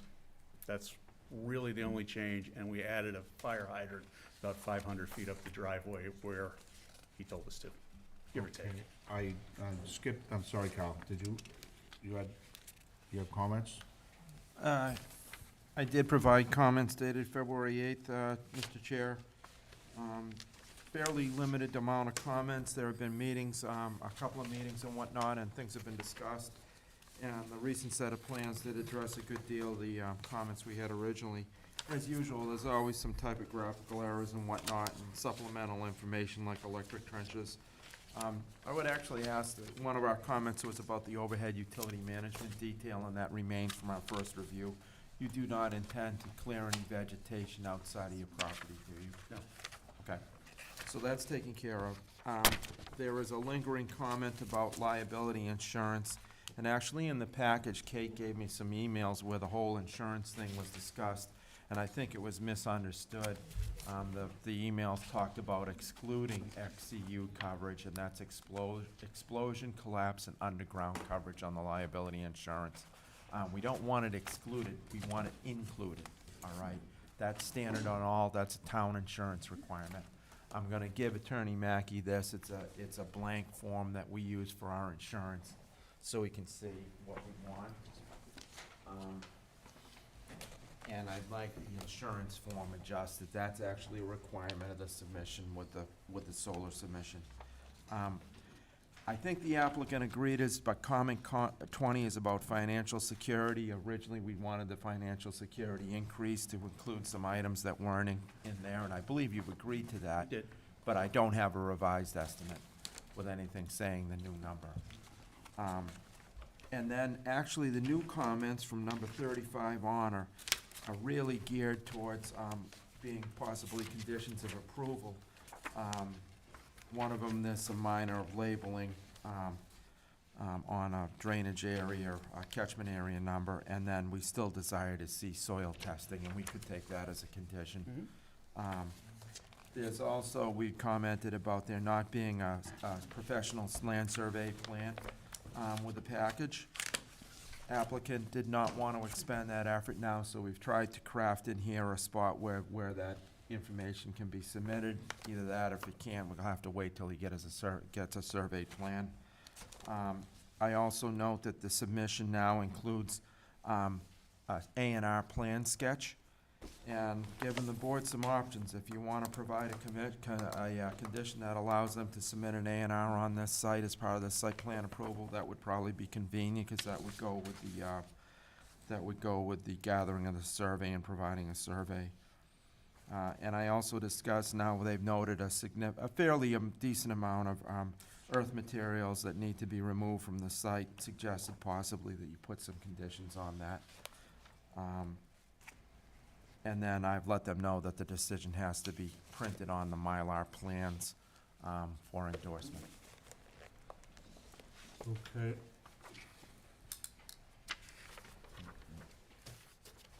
I hear a lot. I hear a lot, more than just Paul. If Carl's not comfortable, you're here, so I don't need to speak to you in third person, and I apologize. If you're not comfortable with including these as conditions of approval, we'll revise the plan. If you are, then we'd like to go forward.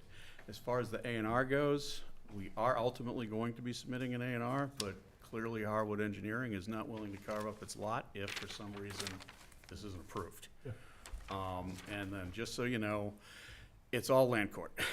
So when we go through that process, just like before, it goes to the court, they have to approve it. I guarantee you it will be a Merit, Massachusetts land surveyor stamp. Then it will come to you, and then it will go back to the court. It's one of That's what I wanted those to ask, the things. survey was what, for the A&R? Well, the whole site in general, the plans don't have a stamp, and they don't have a benefit of on-the-ground survey right now. Is that a requirement we have? I'm not exactly sure, Mr. Chair. I don't believe it is. Not to have a site plan with a stamped plan from a land surveyor? We have a lot of conditions in there. Well, it is stamped, it's just not stamped by a Massachusetts engineer. Oh.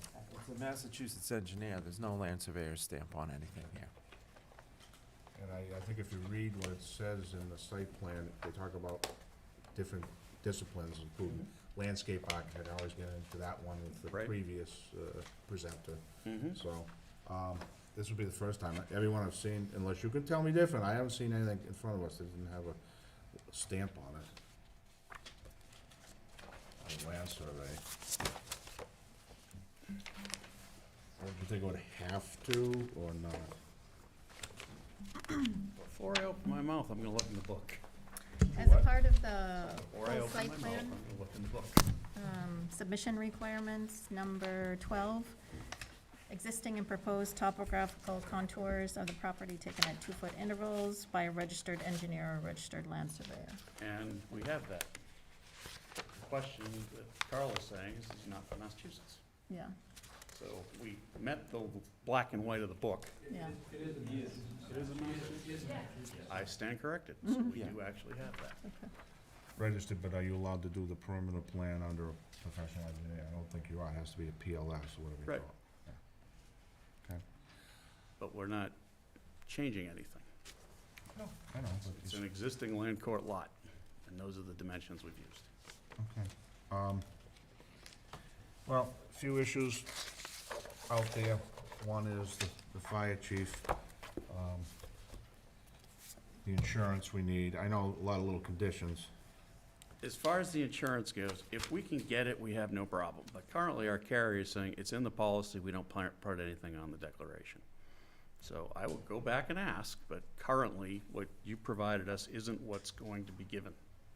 So we've heard that before, that it's in the coverage and that they don't have to explicitly state it. I'm not involved with the insurance industry, so I don't really know how they operate, but if there was even an email that stated that, that would be fine with us. I don't wanna live this That's where I was comment going. for the Yeah. next I don't even 2 want an years. email or a letter, but what's stupid in life is you get an insurance policy. Well, we don't list it, but it's in, trust us. And then when you find out you don't have the coverage. Yeah. If Katie was here, we could talk. Yeah, Oh, exactly. she's probably at home running down right now. So, Probably text the them. insurance, the Texting only, you right now. Yeah. since a it's letter part from of the agent. requirements, Okay. my suggestion, if you get it all together, but we're only talking an insurance certificate, which is not reviewable by anybody. Right. We don't pass it around, and you're only talking one little plan for Paul. Is, I'm not comfortable doing it tonight, Okay. okay? I don't know how the rest of the board feels, but to me, since you went down to one, the 14-day rule is our own. Mhm. So the only thing you have to resubmit would be a plan showing Right. the added thing. Nothing else changes, honestly. Maybe some calculations for you, And but not if it was, my own view is, if you just put in one sheet, Mhm. don't even add it to a sheet, because you'll get people all, we'll call it the Paul Barry sheet. Okay. So it's right there, so anybody flips through the plans, they see that that's the only change to it. That is not a big deal, rather than, I'm not comfortable with conditioning, but I'm on a 4 right now, John. Either, What's, you think they can oh. put everything back with us for the next meeting? We'll get 3 I think options. I prefer to see it in front of me before, rather than conditioning it, yes. Okay, all right, then, yes, but how about you feel about just, instead of waiting 2 more meetings, just, they submit for the next meeting? Just the thing they need, yeah. Yeah, just for the one sheet, Yeah. yeah. That's reasonable. Phil? Yeah, I'd be good for that too, if they could get to us like a few days before the meeting, so we have a little Yeah. time to. We'll have it. Sarah? That's fine, but I mean, I have some questions, comments, and I think probably the rest of the board does too, so I think it's a bit premature to talk about Yeah. That's true. We have the gravel, if we the have gravel everything we plan. need, but, Well, I thought we did, because this is, the only thing we had left here was Deputy Chief Barry's comments. I mean, other than that, nothing's really changed. You have new comments since last time? I think the gravel, volume, we hadn't really taken a look at. The gravel volume? It hasn't changed since we submitted. Yeah, have you given the amount? Do we have the- 65,000. plan. 65,000, Mm-hmm. 40 trucks a day. Right, That's maxed. max, yeah. I just had a couple of questions about that too. but- Okay. We're I'll here. We're defer happy to to the talk chair. to you. Gotcha. Phil, we're not hiding anything. I got a text from Katie. We're not on Zoom, we can't do that. I know, I told you, she wants to be involved. She can still make it. Insurance people. Ugh. So, Phil, go ahead. So, yeah, so on the gravel, And there's, let me open up the plan here. You had the phase plans for the project? Mm-hmm. Is taking the gravel out, is that, it looked like it was just We in the have last. minimized the gravel removal to the extent we could. Yeah, no, that's Actually good, want by a the way. flat lot, but that would like double it, and this isn't a gravel removal operation, it's a solar operation. No, and that's all very, very good, by the way, just, so phase thought two that seemed to way. be phase two seemed to be the area where most of the Mhm. gravel would be. And so would all that happen at one time? I know it comes down to like 140 days. Is that, We had this exact discussion with the Conservation Commission, happy to reiterate. yeah, I'm Greg Dixon, the civil engineer. I do have some notes about off-site earth removal on page 2.03.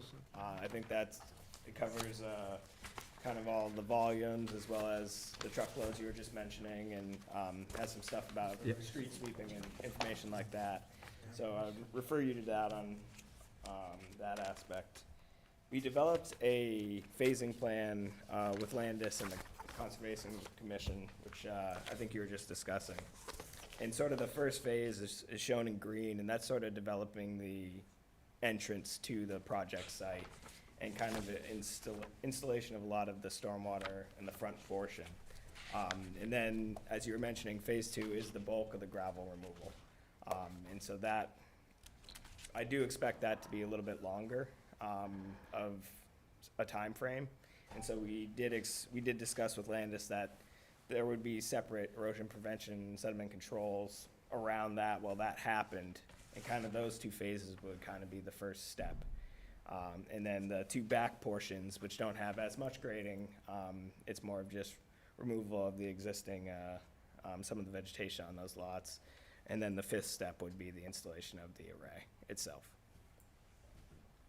and how long is the whole project gonna take? Do you have I think that's heavily dependent on the, that second phase, and just, one, the off-taker that, the project finds, as well as how much equipment and, person power they can throw at it, while that goes down. So, I think I gave a estimate on 203 of, I think I had about 6 or 7 months. But that was very dependent on the constraints that I put on that estimate. And so obviously that could fluctuate. And with I know you weren't sure which way the trucks were gonna go on South Street. Would they go- I have no idea right Yeah, now. We so don't there's- have an off-taker right now. Yeah, so that would be the big, yeah, so that would be the question, just to understand the traffic. Somewhat, they don't go on South Street at all, but that's What? heavily dependent on the contractor. They may not, I see, yeah, okay, yeah. They Got it, don't go on got it. South Street at all? Depends who buys the If our neighbor gravel. wants it, What? if our neighbor wants it, he wouldn't even have to go on the road. It'll eventually go off, it eventually hits South Street unless they fly it out. Depends on what he does with it. Or you load it on to the Craft Express. No siding. I'll just stop the train and use the crane and dump it in and hope nothing comes and hits the train while it's waiting. You all set, Phil? I actually had a couple other quick questions Go too. So the gravel was, just making sure it's not gonna cause, too much traffic in a short period of time, whether it could be elongated or, what the options are for that. Your standard conditions already address starting and stopping days of the week.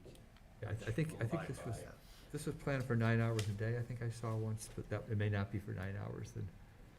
Depends on time of year, a lot of things come into play. Yeah.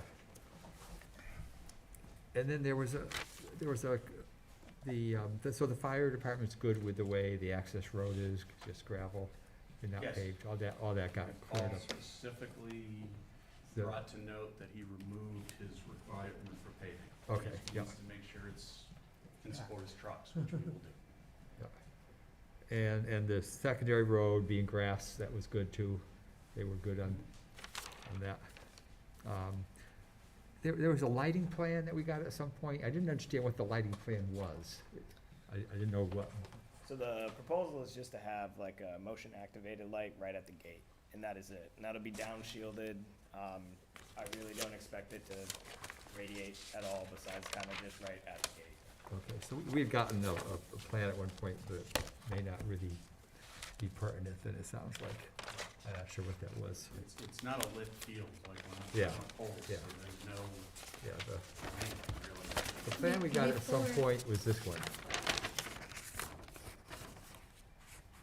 I don't know what that was, that's why I was asking, yeah. It doesn't look like us.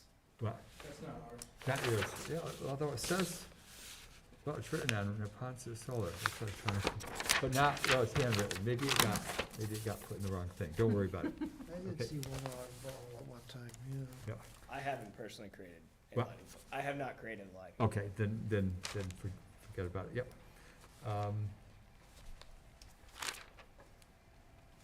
And then I just, so, and was the chief good on the parking as well? I know the Yeah, plan they- calls for They parking. didn't have any issues. No They issues wanted- there, They okay. wanted to be able to drive in, hook Yep. up their engine or pumper to a water source. I'm not getting into why I would fight an electrical fire with water, but he obviously has his reasons. And then be able to drive around in a circle without reversing or be in the array. And we met, to the best of my knowledge, as of this morning, he was happy with our plan. Okay, just making sure, because I know the plan was to, if anybody was there doing maintenance, whatever, they'd park in the hammerheads.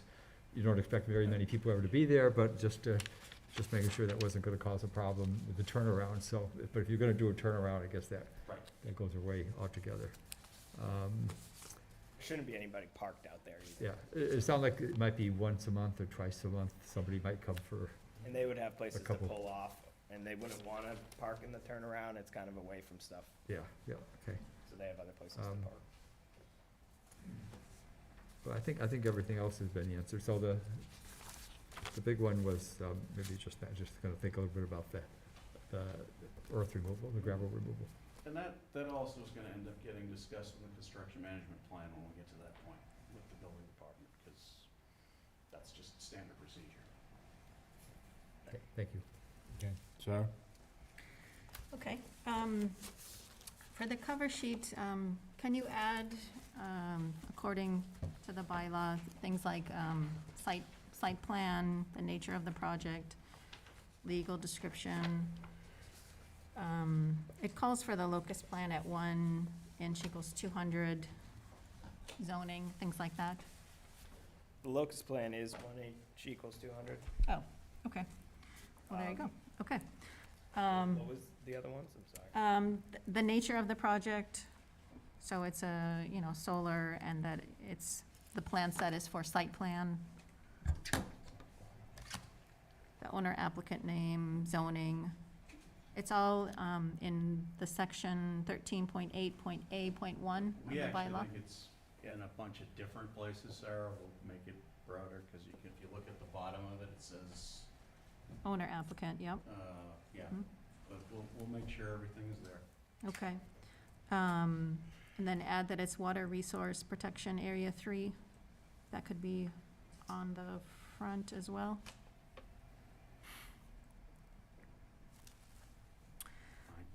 Okay. And then fire, so I'm confident that he's happy and you're happy, and that's all fine. He did ask about signage. Did you have a discussion with him about, Oh, Additional Before we keep signage? going, whatever Paul put in his last letter is it, so he's happy, so, I mean, if he wanted, he wanted, he didn't, he didn't. He talked about signage on the gate and who to contact, and Okay. yeah, that's all So you in the have that. plans. okay. Okay. And then back to what Phil had mentioned about the lighting. I thought at one point you were gonna put like emergency lighting, like if they needed lighting? Just at the gate. So that emergency Yeah, light is so only so at the they can gate? get in and not futz around trying to figure out where the two I goes see, and that. okay. Okay, There are, at least as it stands now, there are no structure, there's no building in there to put lights on. yeah, okay. And if it's on fire, I suspect you'll be. Okay. And then, related to the water resource protection, if there's any chemicals in None. excess of, There's nothing. Okay, The people who maintain it will bring what they need, and then they will use it, and then they will leave. Nothing gets stored on site. There's not a storage shed, there's nothing. okay, okay. Is it possible to add the dimensions of the array around, like around the fencing? So the distance between the array and the fence? Distance between, like, the separation from, like, the edge Yeah, of like, the like a panel. setback, yeah, like a clear distance It's 20 feet. all the way around? Because Yeah. it looks pretty tight along, like, the roadway. That looks pretty tight. It looks like more space over on the, what side is this? I don't see a north arrow. Electrical code is 10 feet Okay. from the edge of the panel to the edge of the fence. So it has to be 10 feet. Yeah, that's the minimum. Okay, I try to hold 20 feet because it's easier to get around. okay.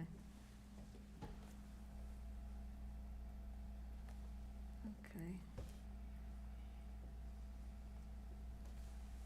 Okay, and do you have any update from Eversource? Like a letter acknowledging that you're, have this in the plans? Supposed to give it to us 2 Fridays ago, and we still don't have it.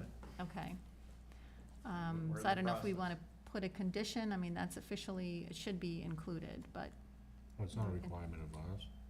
I think there was We something. have to prove that we've asked, which we have. Okay, We have not gotten a response, though. Yeah, they run the risk, if they never get it, they don't get it. They And built that's, nothing. again, why we haven't gone through the land court process, because until Eversource actually says, here you go, yeah, I don't want to divide Mr. Harwood's land only to have to put it back together again. yeah. Can you share that letter with us? Which letter? Letter saying that you've asked? I think we already have. You have? It was in the application. Okay, okay, We'll make sure if it's not, we will provide it again. okay. All right, that's all I had, thank you. Great, no problem. Okay. All right, now we're back to where we were. So, back to the discussion. I didn't know where to have these that went way back, but John said fine, I'm still fine. Phil, I'm fine. Sarah? Sure. You have 3, 1 okay, 2 fine, and 1 sure. I'll So there take you it. go. So, you gotta get it to us, though. Yep, I expect it at least by next Friday, fair. and if not, if it comes in late, you know, like, 2 meetings out. yeah. We Absolutely. don't wanna slid under the door on Wednesday night at whatever. I promise we'll bring it in during business hours when Kate's here. As long as you That's don't take still- 2 weeks of vacation. Yeah, okay. All right, we'll continue the meeting March, we got the extension already, right? No, I need one. Oh, through the 31st? Yep. Make a motion to give them extension up through March 31st, 2022. Do I got a second? Second. Seconds, discussion, all in favor? Aye. Aye. All 3 of us said it, so. And with that, we'll do it March, what, 17th? Is that our next meeting? No, March 3rd. That's 3rd or 4th? third. March 3rd. What do we got? We have Marini at 7:15 and 7:16. Yeah, and that's it? That's it. We'll put him after Marini, because he won first, so 7:20? Okay, we'll continue 7:20 on the 3rd. Okay, and just so that I'm giving what it's wanted, we'll make the changes that Sarah asked for, not a problem. But otherwise, it's gonna be the Paul Barry plan, Yep. which will show the circle, but the other plans are staying. Get a letter from the insurance. Yep. And if we don't have it, a copy of what you sent to We will provide that Eversource if or you don't whoever have they it. are now. And that'll do it, okay?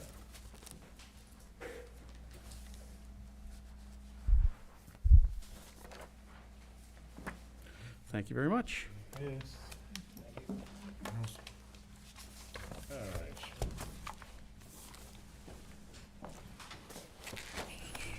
With the hour being after, Well, after. a little after, 7:30. Jeff, can I have that stuff back, please? What? Can I have that stuff back?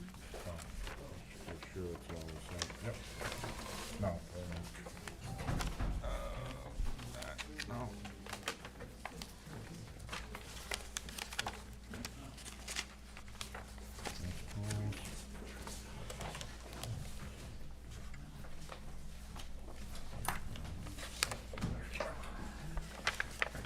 I'll find it. Just give me the other stuff. I'll just sort it out. Okay?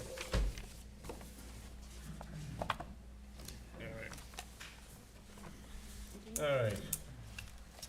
I think you knew we're down one.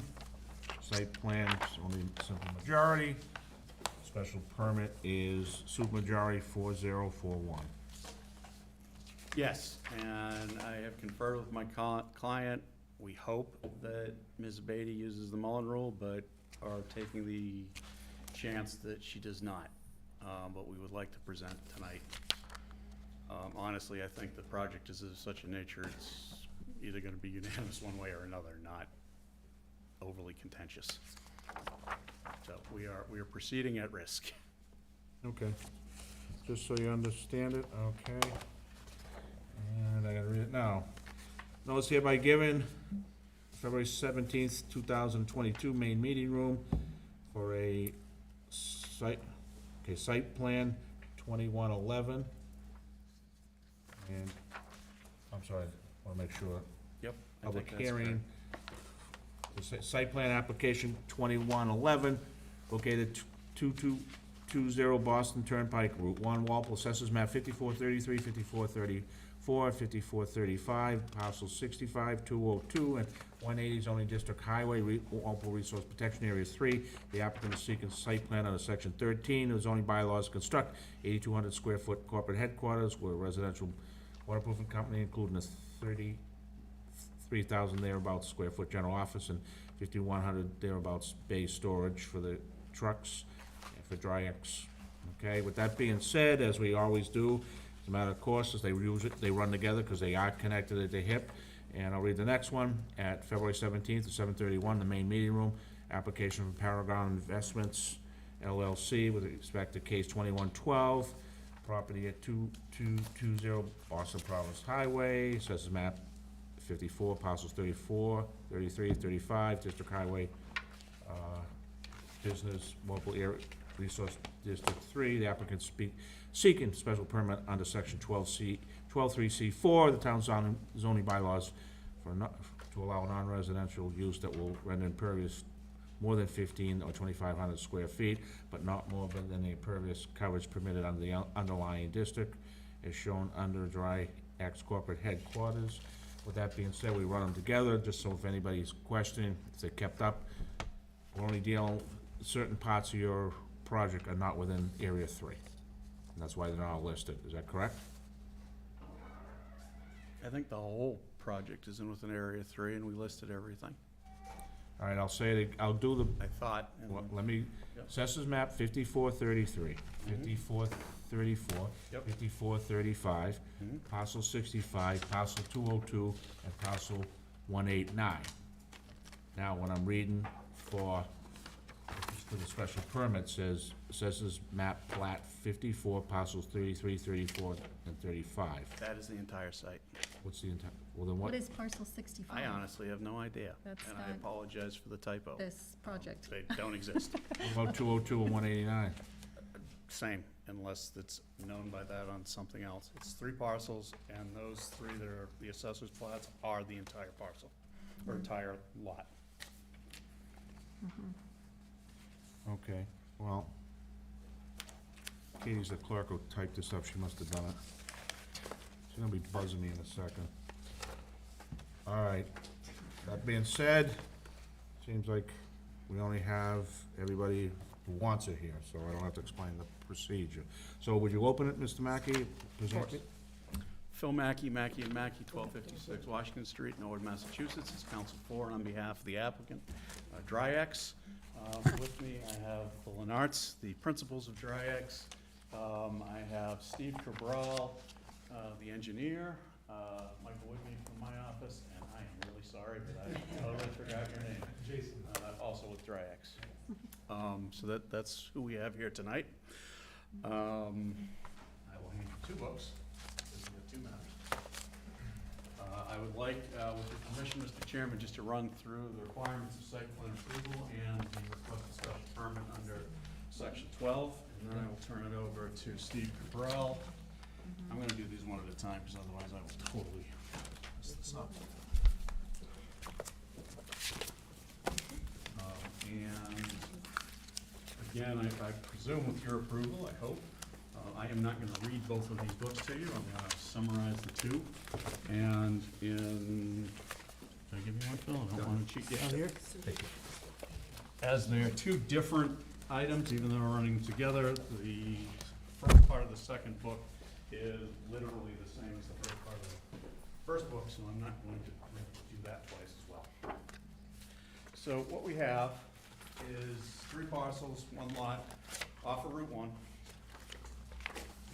The area, I'm sure you're all familiar with, this area right here is where I still call it the old Uncle Tony's. It was, I think, last a veterinary place. You have a wooded lot here, and then you have the preserve over in there. Minuteman Trucks, again, dating myself, I believe they got sold. Their Allegiance Trucking, I think now, is here. Walpole Park South is here.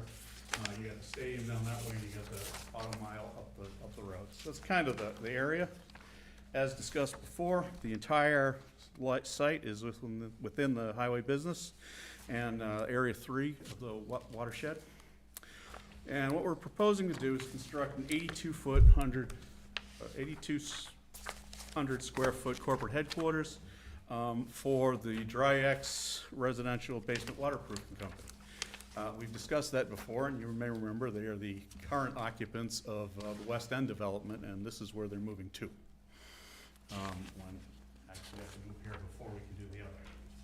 And it's graphically, this area up front is going to be office, and behind is basically earmarked for storage and truck bays. We had to put a label on it because we had to call it something, but this is not a business that has a lot of trucks, and there's not gonna be a lot of storage here. To be quite honest, my clients have looked at this not only as their new headquarters, but as an investment for the future.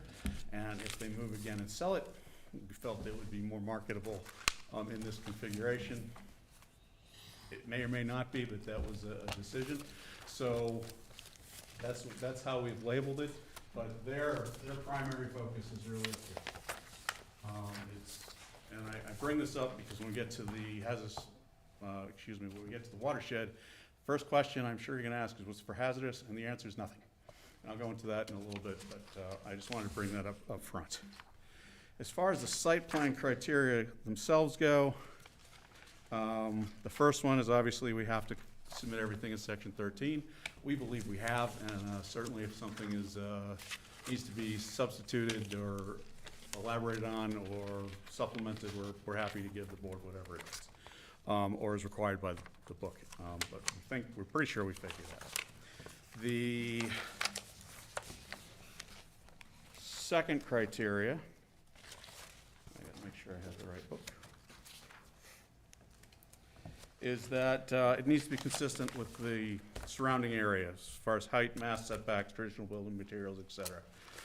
Again, we have the preserve, multi-family, multi-story. We've got Walpole Park South, 100,000 square foot plus buildings. We've got Allegiance Trucking. The closest building again is the vacant veterinary or Uncle Tony's. That's a single-story commercial building. This also is a single-story commercial building. So respectfully, we think this is absolutely within the character, and when we actually had the rendering up earlier, I think you'll agree that it's probably an upgrade to a lot of the buildings that are in there. The second piece is whether or not it is consistent with the site development guidelines. We'll go through those en masse at the end.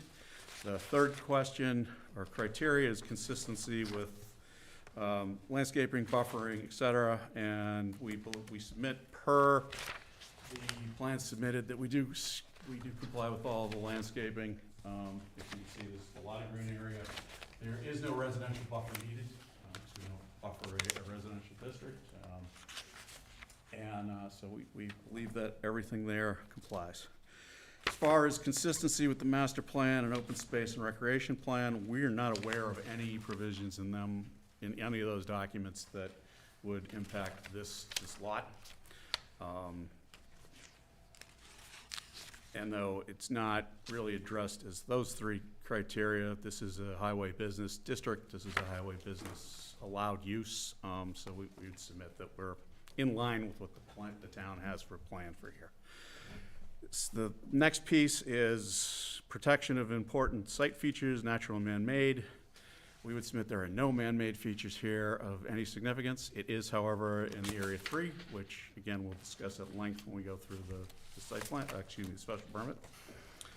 As far as protection of the adjoining properties due to drainage, light barriers, et cetera, as we pointed out, got Route 1 here, got Hilltop Drive here, and I've got Sunset Drive there. On three of my sides, I have asphalt and pavement. Here is again the vacant building, and we believe the noise that will come out of here, it's an office building, so actually it's probably going to be significantly less, at least with the Dry-X operation, than perhaps Minuteman Trucking. The traffic will be significantly less than anything driven right out of the preserve. And there's really no site views to preserve for anybody in this area. So we believe we meet that criteria. As far as vehicular and pedestrian movement within the site, we have two exit points, one on Hilltop Drive, one on Route 1.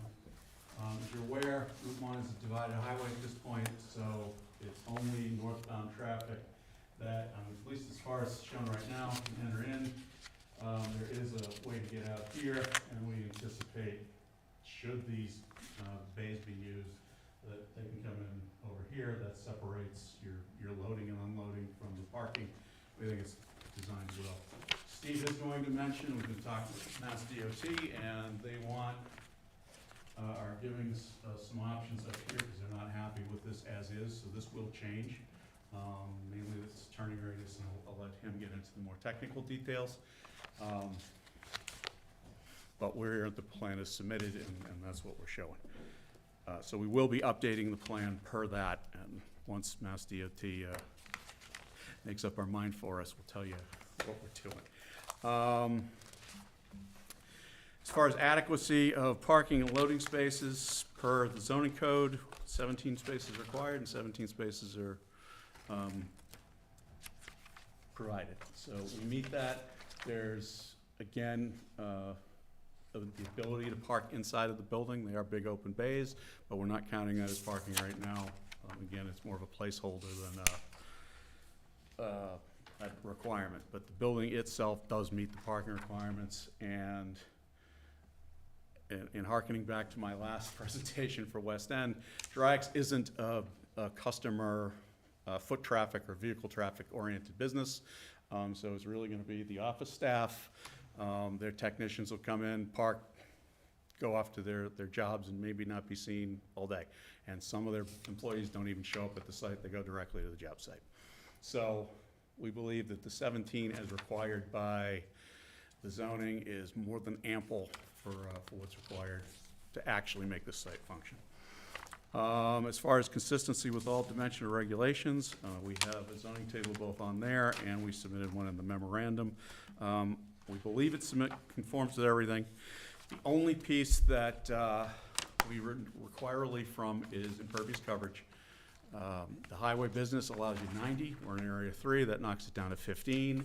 We're asking for about 54% and change impervious, and so if you grant us a special permit, we are then in conformance. But as far as all the other dimensions, we do conform. As far as the site guidelines go, the first one talks about natural features. And again, I would submit there are really none other than the fact this is an Area 3 and that needs to be protected. And we do believe we do that. As far as slopes in excess of 15%, and stabilization measures and erosion control, et cetera, We have filed for and received a land disturbance permit from the Conservation Commission, and we're happy to talk about the details of that with you, but we will comply with all of the conditions of the land disturbance permit, which I believe then puts us in compliance with this portion of the site plan. As far as the placement of buildings, we submit that the orientation and placement of the buildings really does make this a very usable commercial site. As I mentioned, there's two different means of access and egress. Granted, everyone's going north on Route 1, but that's just the way life is in this section of town. But we are separating potentially the commercial use, if you will, from the pedestrian. Not that anyone's going to walk here, but again, the parking's all here, your main entrance to the building is there. And that leaves this area here basically devoid of people walking back and forth. So that really comes out to be a nice layout that not a lot of sites can have. As far as roadway and driveways conforming with the AASHTO, we submit that as provided in the traffic report and the plans, we do, and I think I've discussed the orientation of the driveway and parking enough that I won't reiterate that here. As far as illumination and not exceeding onto neighboring properties, we believe the lighting plan as submitted meets all of the criteria, and we would like to note that the lighting is directed or cut off so it will not shine beyond the perimeter. So we think we comply there more than adequately. We will stipulate that all paving will be done in accordance with the applicable standards of the town of Walpole, and that as submitted, currently all the utility systems are underground. So that again complies with your criteria. And then as far as surface water runoff, complying with subsection 12, we would submit the drainage calculations, provided do comply with this, and we have worked with the town engineer. He has made multiple recommendations, and we have incorporated those.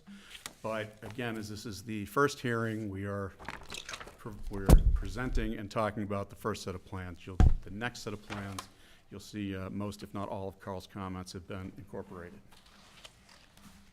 As far as, so now I'm switching to the special permit. And I'm gonna skip over all of the introduction because it's the same site, same project. But as far as the actual special permit, we are here under 12.3C4. Specifically, as I discussed, we need, this project shows about 54% plus or minus and change of impervious. So we need a special permit. And I have provided basically a walkthrough of both the application criteria and the special permit criteria out of section 12. The reason I go over the application criteria, in a perfect world, I would have written this better, but some of the application criteria actually read more like information we should be talking about. And Phil, I tried. I probably paraphrased you badly from the last time I did this, but instead of just saying not applicable impervious, I'm trying to give you some reasons why. So hopefully I got closer this time. So as far as 12.4A1, it talks about all requirements for full site plan. Well, as we're here as part of site plan review, I think that speaks for itself. You certainly have all of those. And again, if anything needs to be supplemented or what have you, happy to do it. As far as 12.4A2, the list of the triggers, the only trigger here is the fact that we are over impervious.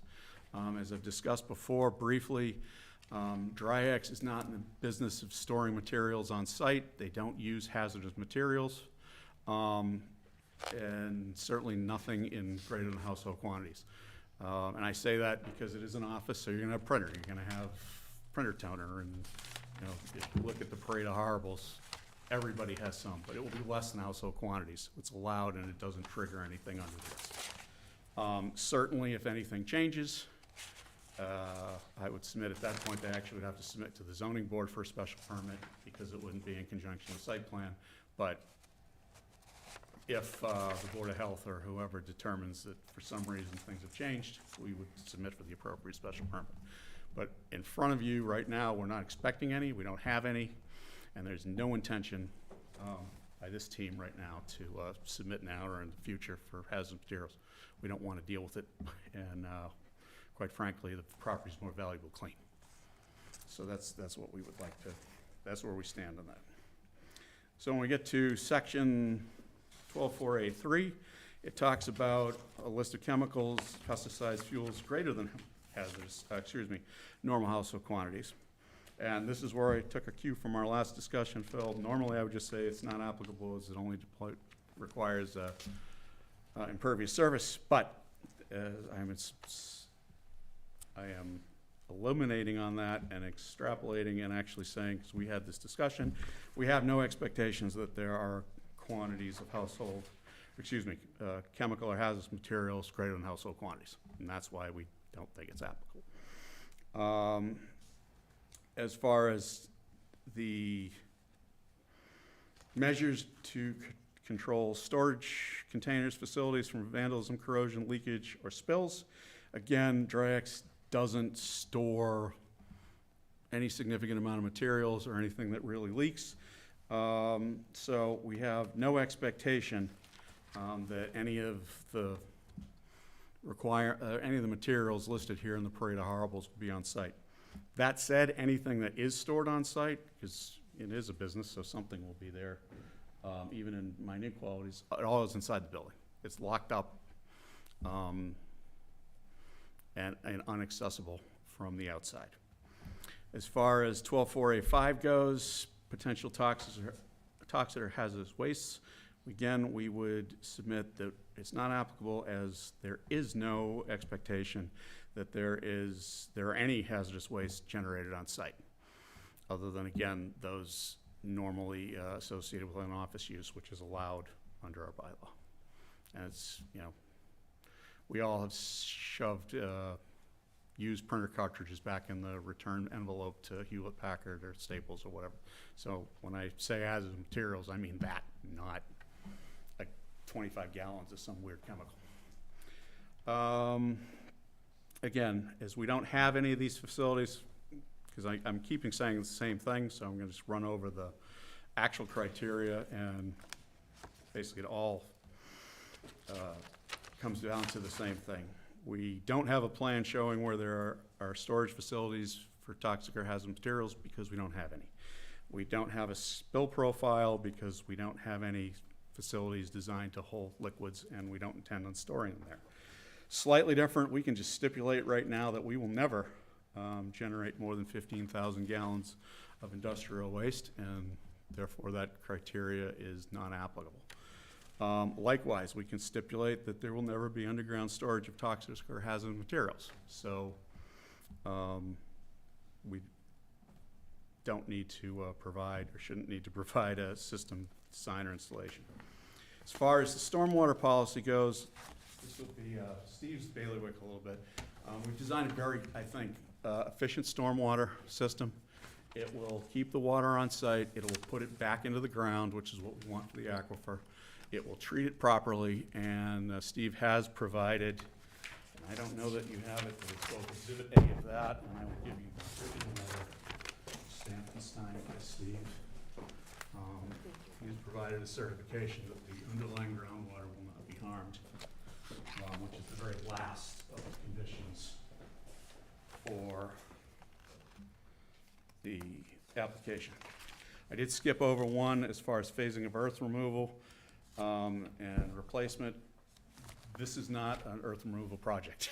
It's one building, it's gonna be one phase, and that's pretty much it. We can certainly talk about it more, but this is not a even 65,000. This is like minuscule amounts of actual earth removal. So that's basically how we arrived at what we applied for, and I think an explanation, or better explanation, of why we thought some things weren't applicable. Now the site plan, section 12 also has 5 criteria as far as what you need to deal with if you so choose to issue the site plans. To go over those very quickly.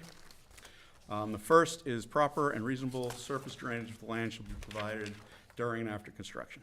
We would submit that all of our construction activities are governed with and will be conducted in accordance with the Walpole Stormwater Management and Erosion Control Bylaw, as well as the EPA Construction General Permit. We have submitted a SWIP to the Conservation Commission, and that also has specific controls, and Steve can get into as much detail with that as you wish when he goes through the engineering of the site. We included a comprehensive stormwater management system, and that was all designed in accordance with the bylaw, the DEP Stormwater Management and the DEP Stormwater Management Standards and Handbook. So we respectfully believe we do actually comply with that, and again, happy to answer questions, and we'll give you more information on that. Steve gets up. The second criteria is pervious areas that have been compacted shall be scarified to a depth of 6 inches before topsoil is replaced. We stipulate that we will adhere to this construction practice and has no objection to that condition being put into your decision if you so choose. But we will do what the book says. The third piece talks about ancillary activities to excavation, and we are stipulating now that we are not going to have any ancillary activities. We're not going to be doing routine vehicle maintenance, and we're not going to be using chemicals as part of our earth removal. The fourth piece talks about the fill shall not contain hazardous waste, and we would stipulate that we will comply with this condition. It can be a condition of the approval or not, as you see fit, but I believe after Steve talks about the engineering of this, you're going to see that, again, it's not a big earth removal addition, so we would submit, or we hope that you'll find that further laboratory testing isn't warranted for a project of this size and scope.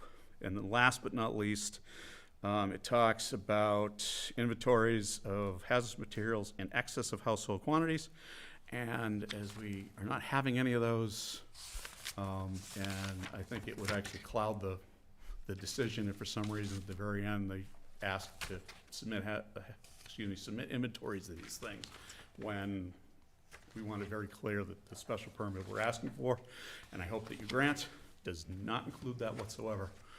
So until the applicant, I should say unless, again, we don't have any expectations of this, but unless the applicant goes before the appropriate board, they can't do it.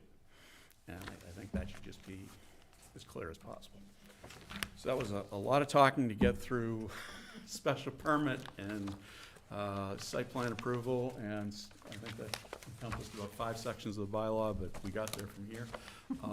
With your permission, I'd like to turn it over to the engineer, Mr. Chairman, and he can go through the specifics. Yep. Steve? How about it?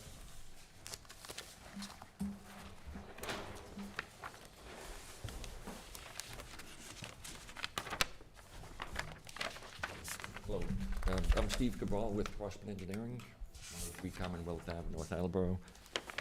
And Phil does such a thorough job explaining the project that I wonder what you want to hear from me. Normally, I would just flip through each sheet and go into each one in detail, but I don't believe that's really necessary. So I'll be very quick. Basically, the sheet C4 shows the existing conditions. And basically, it's a 1.3 acre site, and the topography is such that from Route 1 down to Sunset, there's about an 8-foot drop. So everything naturally drains towards the intersection of Hilltop and Sunset, where there is an existing catch basin.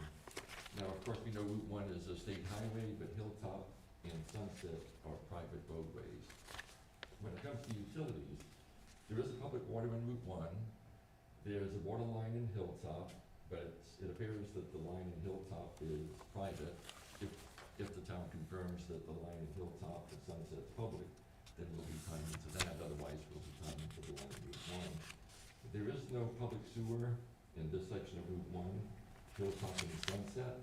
We did find that the preserve does have a connection to the sewer system, but it's all private, so we're not able to connect into their sewer. So when we did the soil evaluations throughout the site, we performed them with Carl for the drainage analysis, and also with the Board of Health.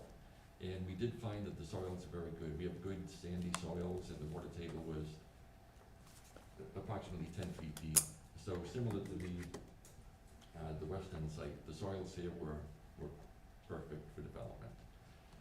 Another nice feature about this site is there are no freshwater wetlands, there are no sensitive environmental resource on the site, other than being in the watershed protection 3 district.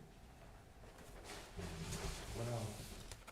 Again, I'll try to be quick, but sometimes I come to this is sheet 5, which gives the overall layout, and as Phil indicated, we're proposing a right in, right out on Route 1, and a full access on the hilltop. Now, the first thing we did before we did the layout is we did look at the site distances. What we found is the access, or the egress on Route 1, if you look in the direction of the traffic, the sight line is over 700 feet, which is very good. The 700-foot sight line, typically what you would need if the traffic speeds were around 70 miles an hour. The sight line at Hilltop, we measured it, was only about 185 feet. But the reason it was that low is that right now the site is all wooded. So upon completion and clearing and our new landscape plan, we will have over 230 feet at Hilltop. So the sight lines at both access points are suitable.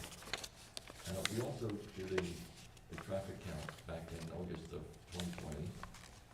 And we counted Route 1, the intersection of Route 1 and Hilltop, as well as the traffic on Hilltop. And then knowing that the Dryack site is going to have 22 employees maximum, we superimposed the anticipated traffic from Hilltop onto the Route 1 and Hilltop traffic during the AM and PM peak hours. And as you would anticipate, there is essentially no impact on the level of service. So with this site, the sight lines are perfect, and the added traffic generated by the facility has honestly no impact on current conditions. Our traffic engineer also did research on any accidents in the area over the past 5-year period. And surprisingly, they only uncovered 3 accidents on Route 1, and all of those accidents occurred during periods when there were poor weather conditions. And when we compare the 3 accidents over the volume of traffic on Route 1, we found that the ratio of accidents, per trips is on the lower than average statewide. So we're confident that with the good sight line, an insignificant increase in traffic, and the accident data, that we will have no impact on traffic flow. When it comes to DOT, it took us a few months to finally get feedback from DOT, and they had no issue with the actual access points or drainage, because everything is essentially flowing away. Their only comment that will create an edit to the plan is that for the exiting lane, we have a 15-foot radius. They had asked us to see if we could make that a 30-foot radius. And so as we look at options to increase that radius, there'll be a slight change. This would be a few steps of the project. The extreme worst case is that we would slide the driveway closer to the building and just put the parking on the other side. And that would allow us to make this radius as flat as DOT could possibly desire. Okay. Now, quickly move on to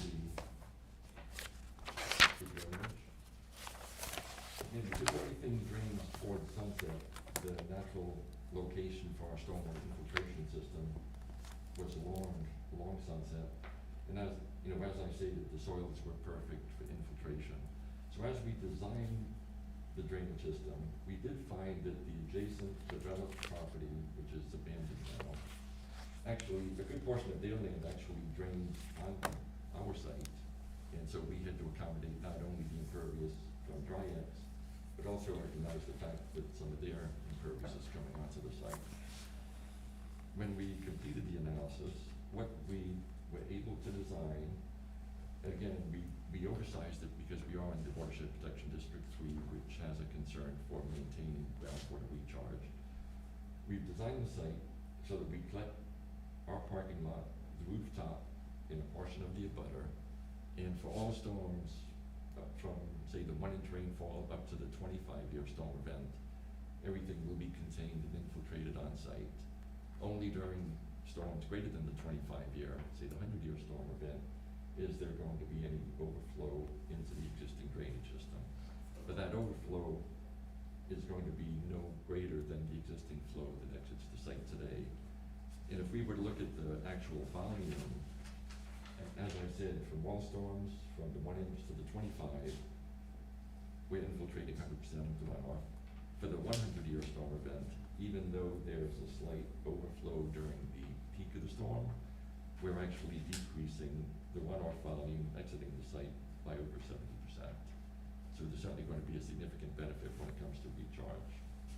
When it comes to the septic system, based upon the overall layout and configuration that was needed to accommodate the building and the storage rates, we located the area on the northwest corner of the site for the leach field. Now, because it's a commercial facility with no cafeteria, the water demand and the sewer effluent is relatively low. So even though we have 22 employees, the septic flow is comparable to that of a 4 or 5 bedroom home. So it's not a significant system whatsoever. So on this plan, we show the main leach field between the building and Hilltop, and then we show a secondary reserve area between the building and Route 1. And that secondary reserve area is just to conform to the Board of Health requirements, which indicate that if the first field fails, there's an area to replace it. And one unique feature about the Walpole Board of Health septic standards is that they require the system to be designed not only for the flow based on DEP criteria, but actually they have us multiply it by 1.5. So the system really is oversized for the use. Now, all of the runoff from the parking lot will be captured by catch basins as it's piped to to that infiltration pond. The water line, as I mentioned, will in all likelihood come from Route 1 down Hilltop into the site. And there is gas in Route 1, so we anticipate tying into the gas. Okay, the next item that Phil mentioned is we did prepare a comprehensive soil and erosion control plan, which was approved by the Conservation Commission. And basically, the concept is that the staging of the project will first involve placing all the erosion controls around the site, we'll do the tree clearing, then we'll grade a temporary sediment basin, and at the recommendation of Phil, which was a good recommendation, for the sediment basin, because it's going to be in the same area as our permanent infiltration basin, we won't excavate all the way to the bottom. We'll have our sediment basin a couple of feet above the bottom of this pond so that it can capture the silt. Then after everything is stabilized, we can excavate all the silt, all the way down to the bottom of our future infiltration basin bottom. So again, the staging, erosion controls, tree clearing, temporary sediment pond, then we do the earthwork, all of the grading, the building, site stabilization, then we'll actually finish the infiltration basin before creating the paved surfaces. And then in the plans, we have the series of details of the pavement occurring in this building.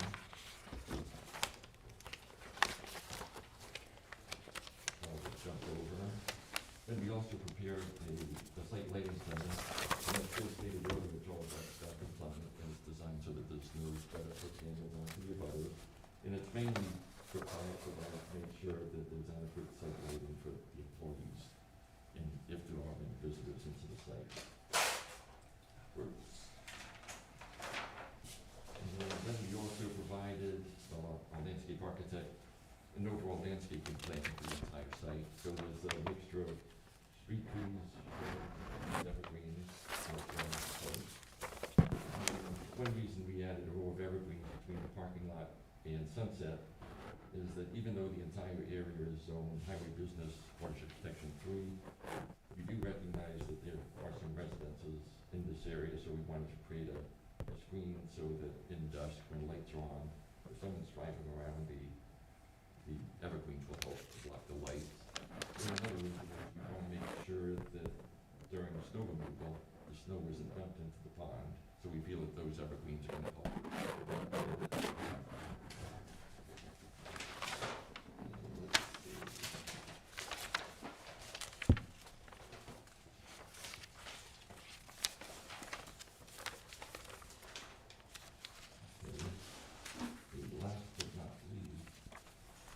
Although, I know in Paul's comments, Paul had mentioned that he didn't see this plan, but in the concept there was 20 sheets.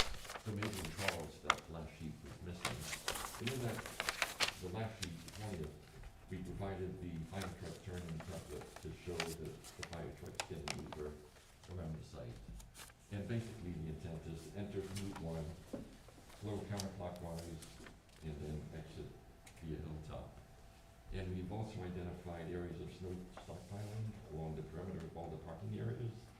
And we provided a notation that once these areas are full to capacity, that any additional snow would have to be removed from the site. So that's a very quick overview. Answer any questions?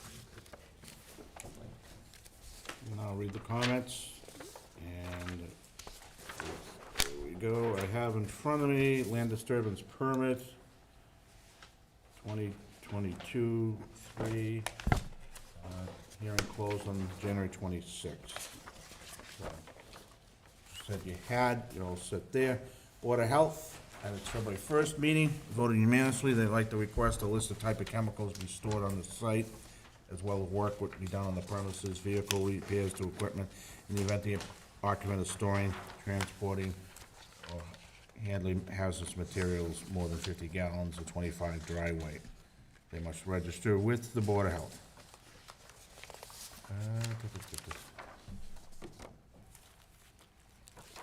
I'd also submit, we have applied for a septic permit, Okay. Yes, we did find out February 2nd. so we're in front of them on this project now. Yeah, and I would assume that whatever you guys put in that warehouse, you'll submit, and it's gonna show the MSDS sheets, that it's non-hazardous and so on, correct? Okay. Planning Board, from Board on Water and Sewer, at January 24th meeting, the board would like to invite the applicant to appear in front of us, Sewer and Water, to discuss the project. I put a well in. That's it. I don't go see it, right? True. Next one's from Kyle, and this, Massachusetts Stormwater Standards, somebody's noticed in here, it's at the, no illicit discharges, but this was in with my notes, the last one. Oh, I didn't see is, no firemen, no police. Am I doing that right, Kate? I'm sorry, what, I didn't see the cops nor the firemen. no, they didn't get an answer yet. Okay. All right. So, and who else didn't, just in case I missed it, who else didn't, we got nothing from community development, and zoning board typically, and who else? Board of Health, police, conservation, which we've got, and the building inspector, which we've never seen to get. Now on to Kyle, you have, yeah, you have your comments dated 10th of February. Yes, Mr. Chair, I did provide comments. It's a relatively light comment letter. The first 4 comments are general. The most significant there is that, you know, we did review the drainage. I agree 100% with Mr. Cabral's summary. It's a great site. The soils are good, and I believe it's entitled to a special permit. They've really mitigated all their stormwater plus their neighbors, and it's all gonna go back in the ground, or mostly all of it. We also noted we reviewed the traffic impact assessment, and there's a little bit of clearing noted for the site distance on Hilltop, and that's about it. It's a pretty thorough traffic impact study. I did miss, I stand corrected, Mr. Cabral taught me, the fire truck turning plan is in the submission that was in my set of plans, and I noted that it wasn't, so I stand corrected. That's comment number 4, you can ignore that one. Comments 5, 6, 7 are always on, there'll always be a few things we want to see on the cover sheet to comply with the regulations. I've got some other drafting notes about access permits and modifying some notes in there and providing some benchmarks on the plan, and some other comments on the layout plan about providing a 12-inch stop bar Route 1. And I don't know if you're gonna use this set of plans. It sounds like you've already submitted to Mass DOT, I'm not sure if you have or you haven't. We submitted to DOT back in October. Okay, so you can ignore that comment. You've got the baseline or whatever they need on whatever plan you submitted. Yeah, we'll be upgrading them based on their recent comments, but yes. Right, that'll change things a little bit. as we go on to the grading plan, there's the same comments we actually provided to the Conservation Commission in our review in there about various rim grades and manhole covers being 26 and not 24. And then we continue on to comment on the grading for the handicap parking area. But it sounds like that might change anyway, so you'll get another bite at that apple. And we'll take a look at it, but it can't, and when it comes in, just actually providing some more additional grades. Comments 21 to 26, I believe, all to do with the water tie-in, and I've made some recommendations in there, but essentially said, go and see Water and Sewer Commission and Water and Sewer Superintendent and make sure they're happy with that. There's absolutely nothing wrong outside of some labeling with what they've presented on there, on this design. And then we go along to continue a few notes on the soil and sediment erosion control plan. Couple of minor comments on the details. We also want a detail added about, it's a detail that wasn't mentioned, but there's floor drains in the building are gonna go to a tight tank. That tight tank will be pumped, and we've asked that a detail be provided. I'm not exactly even sure whose jurisdiction that is, but I've commented on it anyway.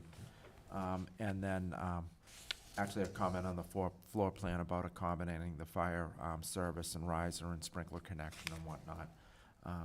So those are the comments. If there are any questions, I'd be glad to go over them, but it's a well-done site plan. Okay. We'll start with Sarah. Okay. Yeah, my first comment are, it's a nice set of plans. Most everything that I was looking for was there, so appreciate that. If you could add site plan to the cover sheet, noting that it is. And so I know you've talked a lot about water resource and the list of chemicals and things like that. Just, I'm sure you know this, but if you were to lease that space or whatever, that they would, any new tenant would have to come in and Yes. get that approved and everything. So just keep that in mind for anybody in the future. So now that I hear that you're not actually using that space, I wonder, I didn't say we're not using it, but well, it's not okay. our primary. Okay. I wonder if the board and the applicant would look into potentially reducing the amount of pavement and potentially reducing the amount of parking. I think you've calculated the parking based on basically if it were like full 8,000 retail, right? And you don't? No, we split it up between office and storage. Okay, If it was full retail, it would be even higher. okay.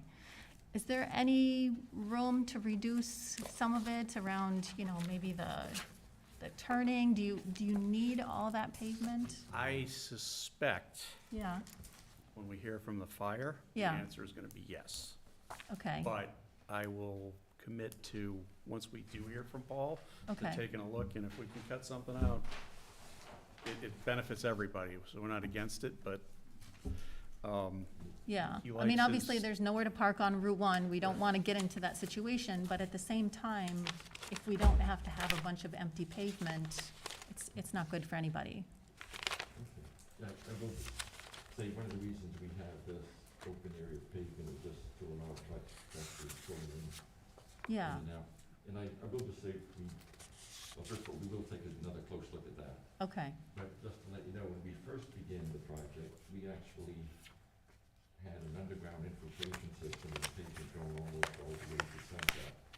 And then at the applicant's request, we did go through the exercise of how much can we reduce the parking yeah, based on the fact that we do have 22 employees. And in going through that exercise, we agreed that we could eliminate all of the pavement and get rid of the underground infiltration system and just create an open pond, which is actually easier to maintain.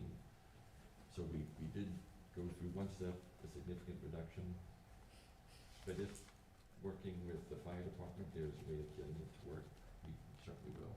okay. One of And the- the 22 employees are not, as you said, like, gonna all be there No, at the same they time? aren't. That's Okay, why we yeah, believe complying to the letter of the law with the Yeah. zoning, okay, even though it's intuitively, how can I have 22 employees in 17 spots? yeah, We think 17 is more than enough. okay, But yeah, we will try to squeeze it down, so. Okay, yeah, just, I mean, speaking for myself, I don't know what the other board members think, but I think especially because of the area you're in, if you don't need 54% impervious, then I would encourage you to reduce that. We will look at anything we can. Okay, great. Holding my breath, because Okay. the elephant in the room hasn't spoken yet. Yes, okay. On the freestanding sign that's along Route 1, it's located 10 feet from Route 1, but I don't see another dimension, if you could locate that. Okay. Yeah, You see, so at this point, all we know is we do propose a freestanding sign at that corner for Okay. visibility, but the sign itself actually hasn't been designed yet. So Okay. if we're able to get a sign design, we'll certainly provide that to you. okay. Yeah, The that's intent is- my next question, because that sign should be part of the set or, you know, approved by us. So is it a sign on a 10-foot, you know, 15-foot pole? Is it on the ground? How big is it? Does it have lights? It's my understanding it was going to be a ground-mounted freestanding sign, Okay, but we'll, before the next meeting, we'll try to get a more detailed sketch. okay, The intent is to fully meet the signing requirements of the zoning code. okay. Okay, great. Okay, I'm glad to hear, I had on my question the R values. So it sounds like at Route 1, you're changing them, this looks like both to 30, R equals 30 for the roundings? Yes. Okay. Yes. And what about on Hilltop Drive? No, Hilltop, they're adequate because when we prepare the terminators for the fire truck, Uh-huh, the main concern is showing the fire department that the exiting fire truck won't drive into the opposing lane. okay, And based upon the width of Hilltop, what we're proposing here is adequate, so we don't have to make it larger. you don't, okay.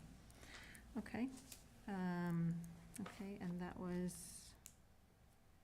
mentioned. I know sometimes it's not up to date, but when I checked the assessor's database, I got a value of the land slightly different than what you're proposing, but, We mean the square footage? yes, I'm sorry, the square footage of the 3 lots. Yeah. All I can say I got something less, but Okay. Yeah, the data we provided is based upon our surveyors. On your actually survey. certified Okay. survey. okay, So, so that's more accurate. yeah. Sounds good. And then just a quick note, the DIS notes that the land is developed, not undeveloped. You trust the the- assessors as much as you. that you- Where- Yeah. Under the development impact statement, Oh, in the It's- written document? yeah, Okay. it just says that it's developed, but it's Yeah, not certainly developed. developed. And that's all I have, thank you. Thank you. Phil? First, I just want to say, I'm glad to see you are redesigning the entryway, because that was an issue. And also, it looked very narrow at that there was only 12 feet wide there on the Route 1 entrance, so. Yes, So and it's good. actually, what you'll notice is we had 14 feet coming in and 12 exiting. And the reason for that is we wanted to give more room for that fire truck to make the swing. Yeah, Yeah, but plus making the we- radius, that'll make it a lot easier. Yeah, if somebody was turning in fast and someone's trying to turn out, that could be a Yeah, so problem. with the 30 feet, it will be even smoother. So, and then one question on the dumpster enclosure, if you would consider doing a room for recyclable dumpster as well, if that's we're trying to promote more recycling, that's just a request, not something we can mandate or anything. We'll see, but back to Sarah's, we're trying to minimize pavement. It's a zero-sum game here at this point. Yeah, well, it's in the spirit of we're trying to reduce the amount of I get it. trash. Yeah. And I support reducing the amount of impervious pavement, I think. We'll look at it. I support the reducing the amount of impervious pavement too. I think that's good. The more we can do that, the better it is, so. We're gonna look at it. I Yeah, can't no, make any so- promises, but we. but just to make let you know. great effort. Yeah, and then I guess it's allowable, but, so the front, in some of the diagrams is on Route 1, but the frontage is actually on, the side, if you want to will, but when I read through our bylaws, it doesn't appear to be any problem doing that, is my interpretation. right? That's, so, It's the only way to fit things around, Yeah. and putting the front, you have a front setback on Hilltop, not on Route 1, and then it makes the site work. but the address will be It Route will be 1. on Hilltop. It'll Oh, be- with the yeah, address, we'll have a Route 1 address. oh, we'll have, what, It's a frontage, that's where the address goes. so it will be Hilltop then? Unless that man there in the fire department wanted on Route 1, in which case we're happy with it, but. Oh, okay, that's what I was trying, that's where my puzzlement was, okay. I would think as a business you would want it, Route one. like Route I- 1, so I people like, oh, I know where that is. absolutely And if we can do that, I would say, thank you, thank you, thank you, thank you. But the way the bylaw is written right now, wherever your frontage is, where your address is supposed to be. I have no problem flipping it if it makes life easier for Carl and the fire department and the board. work on that with the fire department. Yep. I'm not 100% on that, Phil, because on Cedar Street, they had people who had frontage down on Winter, but you're coming off of Cedar. So if you gave them that address on Winter Street, where are they? I agree, but I also know when we did Starbucks, we had to flip the address, because to make that building work, it had to have frontage on High Plain, not Route 1. No, And they made us change the address. They being your predecessor. you make, and 911. you make, They being so that group. you make the frontage on Route 1? We can't, we have to have the frontage on where it is. So you because can't, the setbacks okay. don't work. And that was the Oh, same the thing that setbacks, happened yeah. with Starbucks. You had to have the front on High Plain to make everything else work. Although, just to clarify, we do provide the 15 feet on both streets, but the length required for frontage Okay. wasn't sufficient on Route 1, but we did have the adequate frontage on Yeah. Hilltop. We'll advocate for Route 1. Oh, yeah. We have no problem with that. Okay, that answers my question, because I was looking at this saying the front, and one of the diagrams made it sound like it was on Route 1, but the frontage, the distance had to be on, The one that meant. yeah. Yeah. Okay. I don't have any problems with, making the address on Route 1. But, you know, that would not be our decision, so. I think we keep room the So- addresses agreeing with. And then, you know, I'm sure you're gonna address all the other, things like on the fire, you know, That doesn't work. the risers, the sprinkler, That's you know, upsetting. space for all that, I'm Yeah, sure. as the floor plan and the equipment room gets finalized, then we'll know where to put the FTC. Yeah, and I'm sure that would come from the fire department anyways, for them, yeah. So I don't think I have anything else then. Oh, then, yeah, so one of Carl's things was putting the white line, but again, Yeah. you're gonna do all that, that's gonna be redesigned anyway, so. Okay, yep, thank you. John?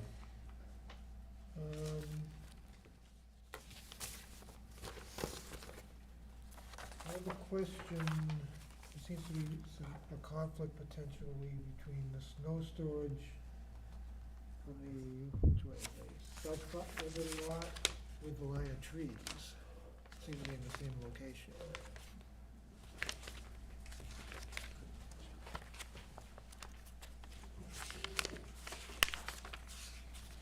Yes, we just showed a narrow band, so we could actually clarify that, because there will be a bit of a lip between the pavement and the trees, so we want to take advantage, as you know, as, say, a truck, It may just be the artistic work on the yeah. landscaping But we plan, can clarify but the width that can be used. double.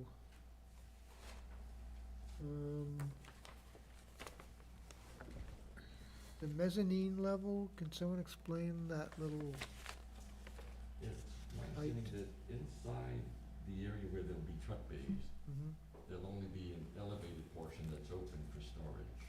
So it's no office space, it's more storage space. how will it be accessed? Interior stairs, Yeah, there is inside the truck bays. that's actually dictated by building code.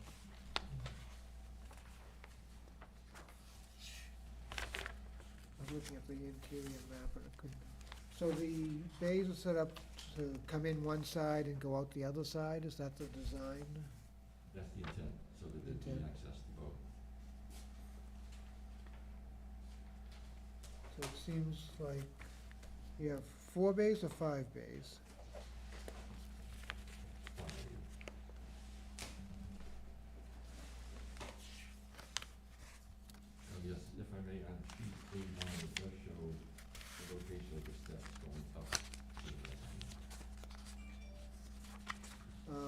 looks like one of your bays, I don't know if there's a number, the one to the south comes out, exits out into parking spaces. Is that an error? No, that was the intent. The intent isn't to actually have all of them open in accessible at all times. It's mainly if the use of the lot ever changes, and of course someone has to come back before the board, the intent is to have the option to utilize those bays. But yes, we do agree there's parking that will interfere with someone coming in and out, but it wouldn't interfere with someone if they have like a, you know, I'm not sure what the term, if they're pushing something, you know, from the parking area inside. Okay. The basement area is what, strictly storage? Strictly storage, and it's only beneath the office area. Kitchen.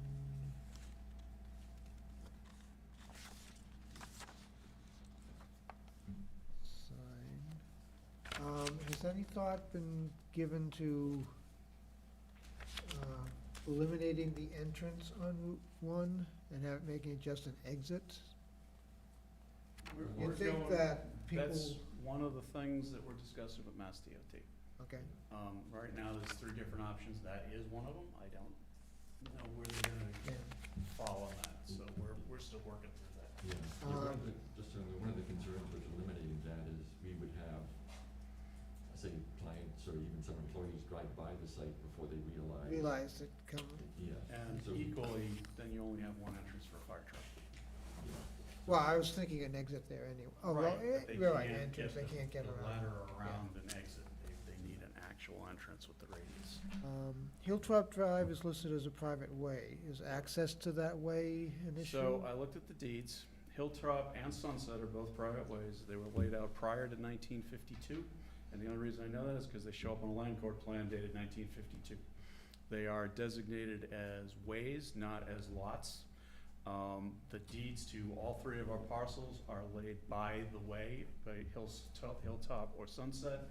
So So you by have the access derelict already. fee, not only do we have access, I think we own to the center line. Okay, so that's not an issue. But it's on a land court plan. Yeah, that's good. They don't. Mm, Right. But now they make them lots, so see what they say.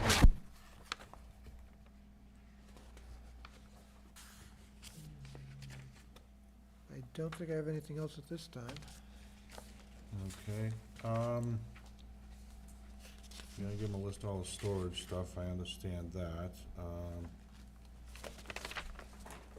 And your building already hits over the sprinkler square foot, so, you answered the Hilltop private way, and also what John was talking about, the exit onto Route 1. The question I had though was, you said something about shifting, Phil, if, right now, does this lot, trying to look with the curve, but does it have the frontage, enough frontage on Route 1?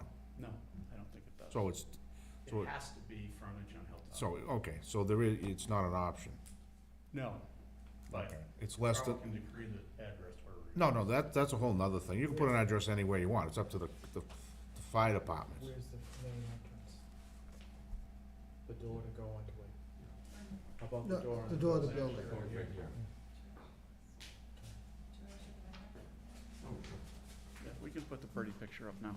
Yeah, so, all right, so that answers my question, that you don't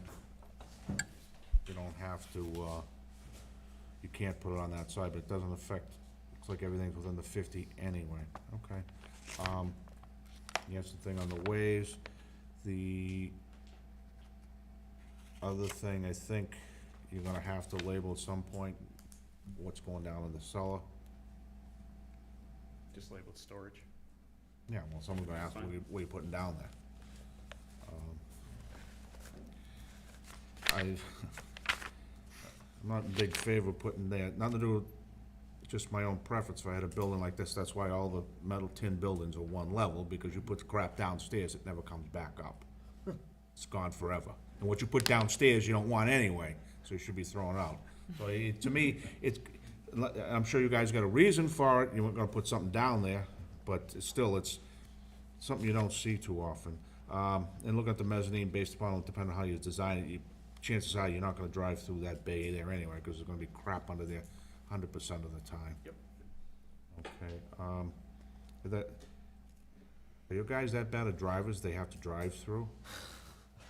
You'd be amazed. Well, and then when they said, when he said, it, you know, they'll drive by your office, if you did it once, second day, buddy, you're gone, right? See you later. Yeah, no, because when they did the fire station, everybody thought we're gonna have drive-through bays. No, it's not.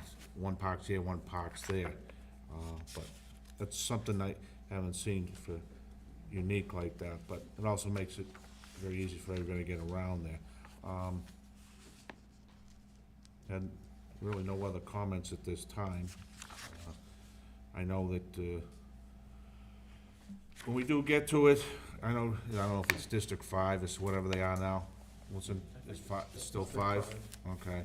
I mean, that could come forever. Yep. So, the question is just a more procedural, and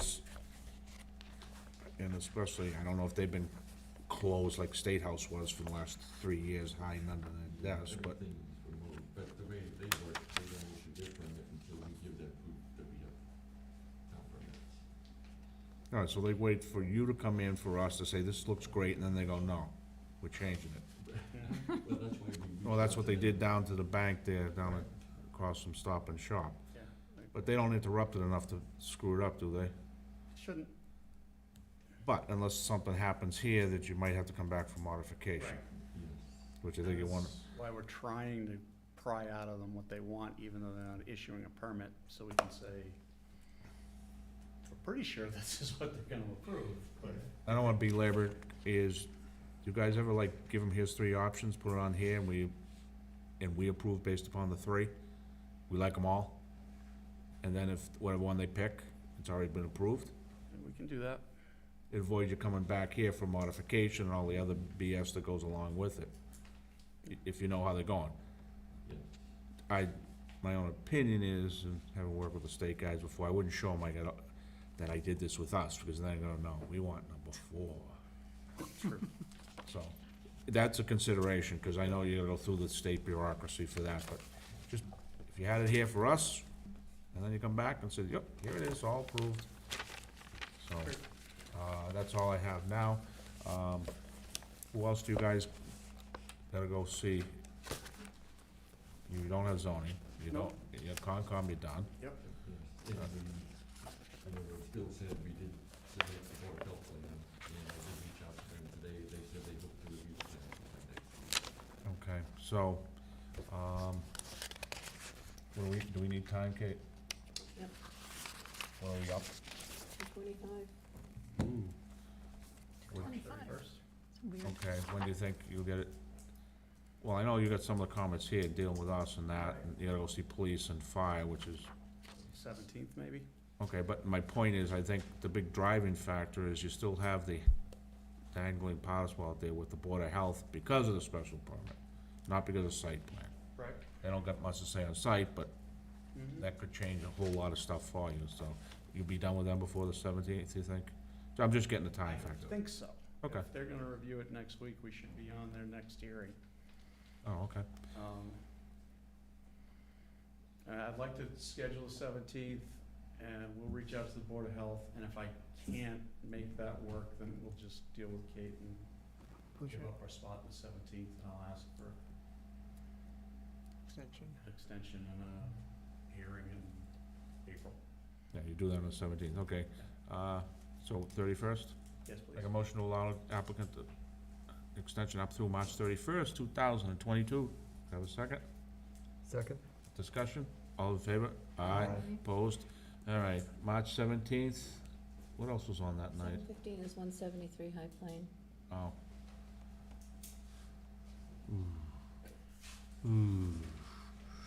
Ooh. Put them first. 7:10. 704? Yeah, 7:10 or whatever, yeah. That's what we got. Yeah, yeah. He made us wait 7:10 and tonight. 7:11. That's fair. Yeah. 7:10 and 7:11. Yeah. Okay, we'll continue the public hearings for the special permit for 7-11 on March 17th, and at 7:10 for the site plan on March 17th. We do have the extension, so we're all set. Yeah, I just didn't need you guys hanging out. Appreciate it. I don't, I have one other question before you head out. It looks as if the front section, the office area, has actually 2 floors. The area above the offices, is that just empty space, or is it high ceiling, or It's an open air atrium. just an open area? okay, All right, thank you very much. yep, see you. I got all this other Oh, stuff. Okay. Let's see. Let me know some paperwork.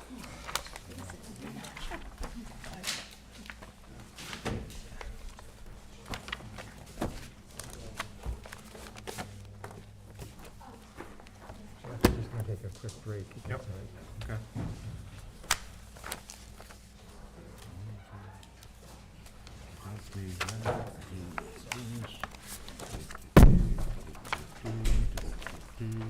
Stop hitting that. Jack, that was the way the application was written. Yeah, why else would you pick those numbers? I don't know. Maybe you are. Did you want to do that? What? Oh, this stuff? Okay, okay. That's both in there. Okay, thank you.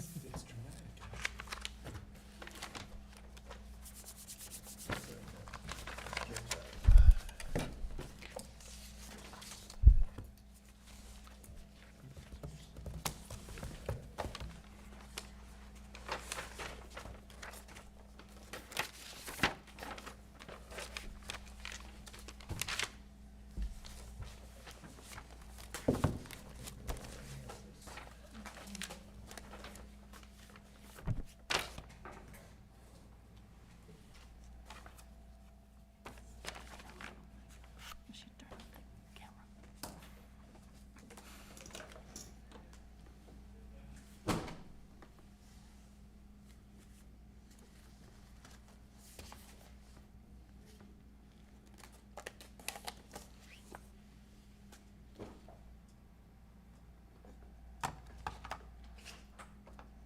It was FinCom, Carl. Not bad.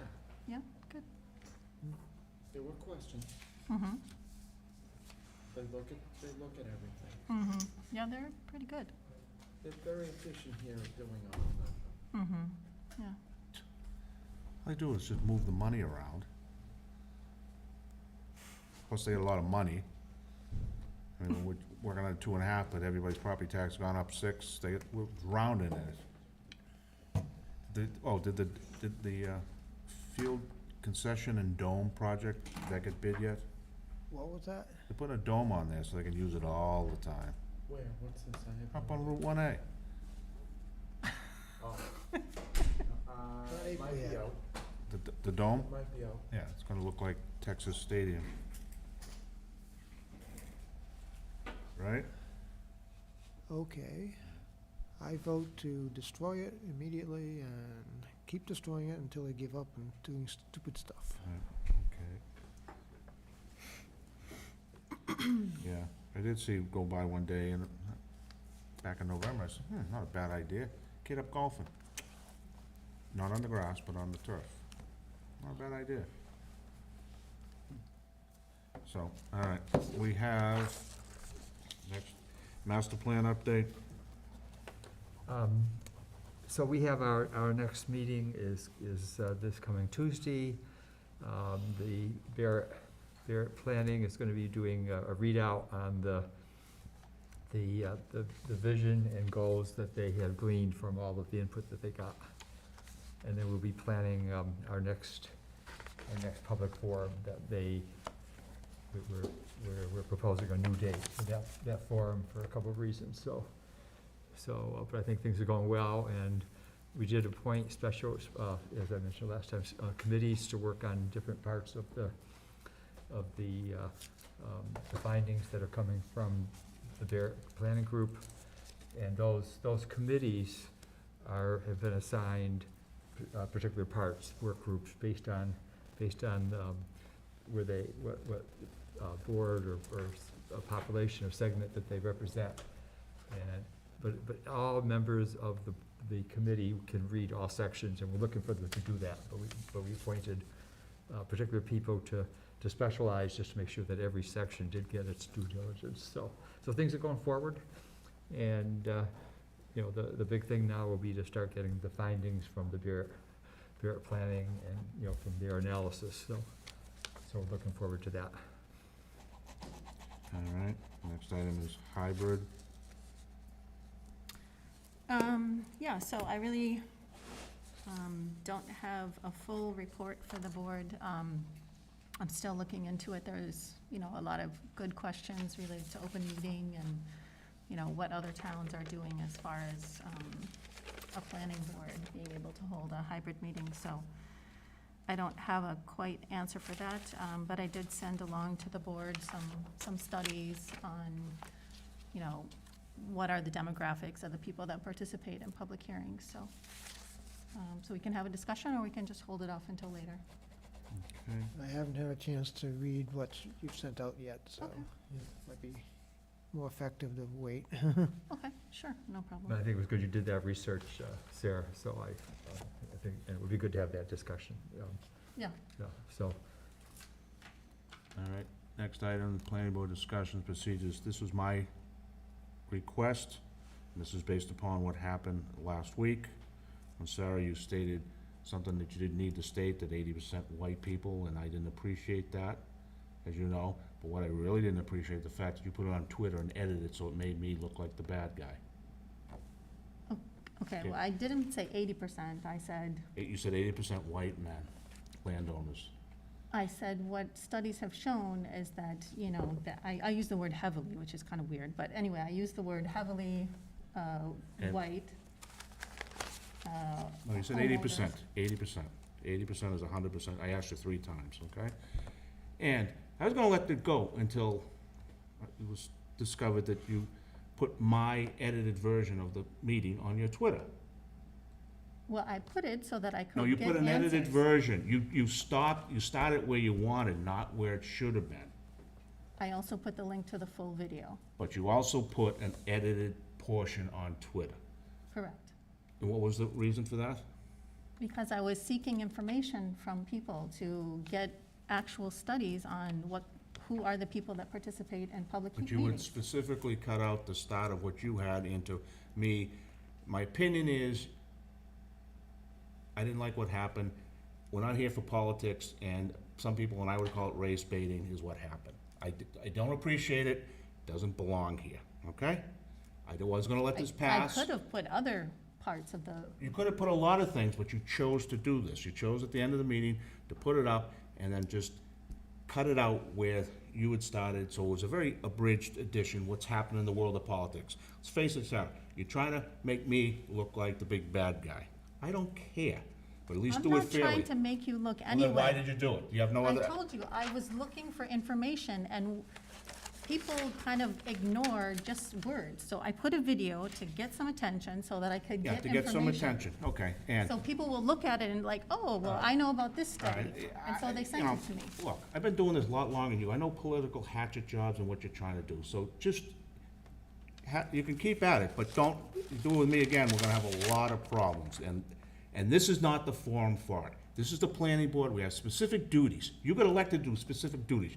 You weren't there to be an advocate for this, for this, for this, or to try to stir up the pot.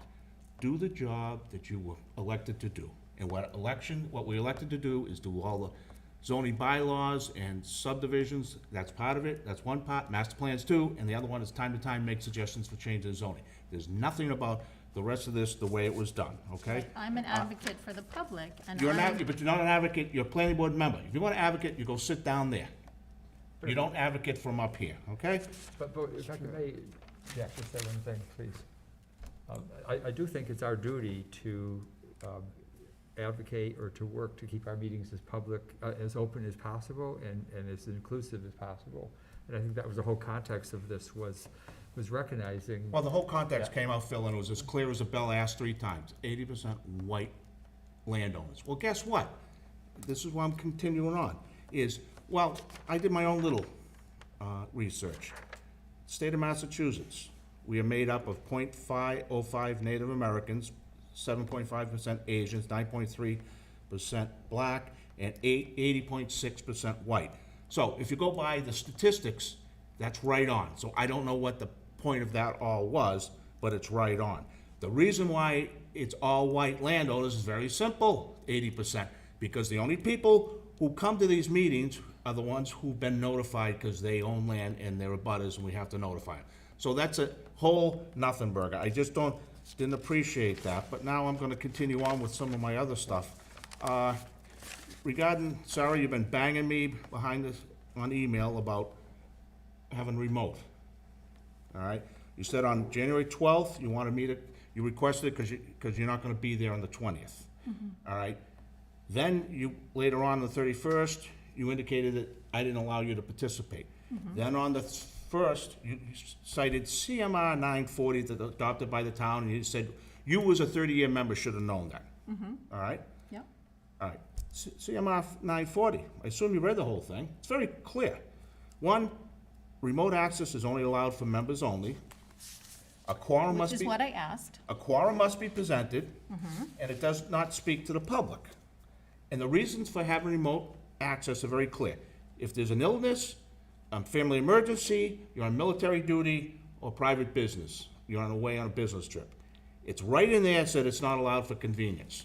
So, on the 12th of January, none of those fit within there, okay? Can I speak? No, I'm just gonna, no, because you go out to speak all the time. Okay. My turn, okay? But may I, No, no, Phil, no. No, the 12th, you said you're not gonna be there. I don't know what it was. Are you in the military? Did you go away on business? But I just think we shouldn't make this a personal thing, right? You Oh, know, okay, if- really, Phil, it shouldn't be personal? She gets to rank on me at the end of the meeting and then put it on Twitter. She made it personal.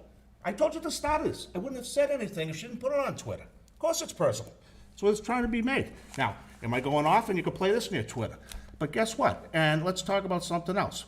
Sarah, you've accused me of going behind your back to the lawyers or whatever to find out on something made done illegal. What have you done about your vote the other night? Have you found out whether that's a problem when you voted on the subdivision that you shouldn't have? Have you found that out yet? Kate responded, there's no issue there. Kate responded. So Kate's the lawyer. No? No, what Kate responded was there was no testimony. I didn't ask that. Have you found out yourself? Because I'm not going to do it again and get yelled at like I did a year or so ago. Have you found that out? I have not. Okay, well, I would think as a member, if you do something like that where you weren't supposed to vote, you would have found out right away. But once again, I guess we don't seem to want to do that, okay? So, with all that being said, we are a planning board. You check your advocacies, check your personal feelings, check your politics at the door. Just do what we do here, okay? This isn't because I brought it up. This was shot back at me, so that's my say. Well, I don't see some of the questions that Sarah brought up being politics. I think it was just looking at the inclusiveness of meetings, trying to make it more open to as many people as possible. So What did I say, Phil? Very simple. I said, I was gonna let it go. What about the Twitter? What's your response on Twitter? I didn't see it. I don't really want to Okay. comment on it because I don't think, Because I said very succinctly, I was gonna let it go until the Twitter thing come. So if you're gonna keep poking, I'm gonna poke back. So, Okay, so I will review the tape, but I cannot imagine I said 80%, because that's not my understanding. But I will check. I really don't think I used that percentage. The other thing is, didn't we you know, approve the meeting notes with it in there? it says 80%? It did say 80, didn't it, Kate? Or you didn't write that part? Okay, go look at the tapes, yeah. I Oh, I questioned will, 3 yeah, times. Yeah. And That would be a little ridiculous, because I don't think I should or would say a percentage like that. And regarding the reason I asked to call in that particular meeting, I don't really want to go into it, but it was health reasons. I received some very concerning health news at the end of December, and I didn't feel comfortable coming in. And so I asked to call in. This here is the Walpole Select Board Policies and Procedures, which authorizes a member, which I asked for, to call into a meeting. Like you said, not for convenience, but if there's, you know, certain reasons. I had particular health concerns, and I just got no response. So, Okay, and what your email very succinctly said is, if we're having it in person, I'm not coming. Boom, that was it. So what does that Yes. tell me? You wanna stay home? because I had health No, concerns, you didn't and I say any didn't of that. want. You said, I'm not coming if it's live. That's all. Okay, I didn't think I needed to tell you about my particular health Well, you were situation. very good about pointing that 940 out. This is what the Walpole I policies and understand what it is, but you're procedures. very good at pointing out to me. Uh-huh. Yeah, Walpole has adopted it, as far as I know. I know they have adopted it, and Yeah. it's the state, and the state mandate is, if you're ill, something comes up, you're on a business trip, you're in the military, it doesn't say for convenience. There's nothing in your email that indicated any of that to me. You just said, I'm not coming if it's live. And what was your response to me? You gave me no response. Because you didn't give me a reason why you weren't coming. I Other didn't than the think fact- I needed to. I didn't do it just for the heck of it. I did it for a reason. I didn't think I needed to explain that to you. So I was supposed to be clairvoyant through all those things and ascertain You this. could at least respond to me and say, hey, guess what? You know, we can't do this for you for just, you know, just because you want to. So, What is okay. the reason? Okay, wouldn't it have been the smarter for you to say I can't do it for this reason? I don't really like talking about my health issues on TV, but here I didn't am. say on TV. You could have done it via that email. Okay. You could have said, I can't come here for this specific reason, but it Well, didn't. just, So I think there's a harshness I to can't this come here for medical conversation that we reasons. should Doesn't have to be avoid. specific. It seems, I think, you know, if Sarah sends an email, she should have expected some kind of response. Okay, Phil, if someone sends me an email, I expect why they can't attend. I shouldn't have to respond, go play fish, why? Well- Should have been, I can't come here tonight because of this specific reason, I know it's gonna happen, and hook me up remote. No, it says, if it's live, I'm not coming. I wanna be remote. So what does that say? Well, I I wanna think- stay home, that's all. I think as members of our board, we all try to work together. I think reaching out in those situations is very reasonable. Okay, and- so, okay, right now, I'll put it on, you can put it on Twitter. It was my fault for not asking the reason. Well, No. You could have responded to me. I'm You not- could have very easily, Sarah, put the reason was, it was for this reason here that I don't wanna go into. For family medical, and it would have been the end of it, but you chose not to, you chose to rub my nose in that with your next email, so just wanna get the record straight.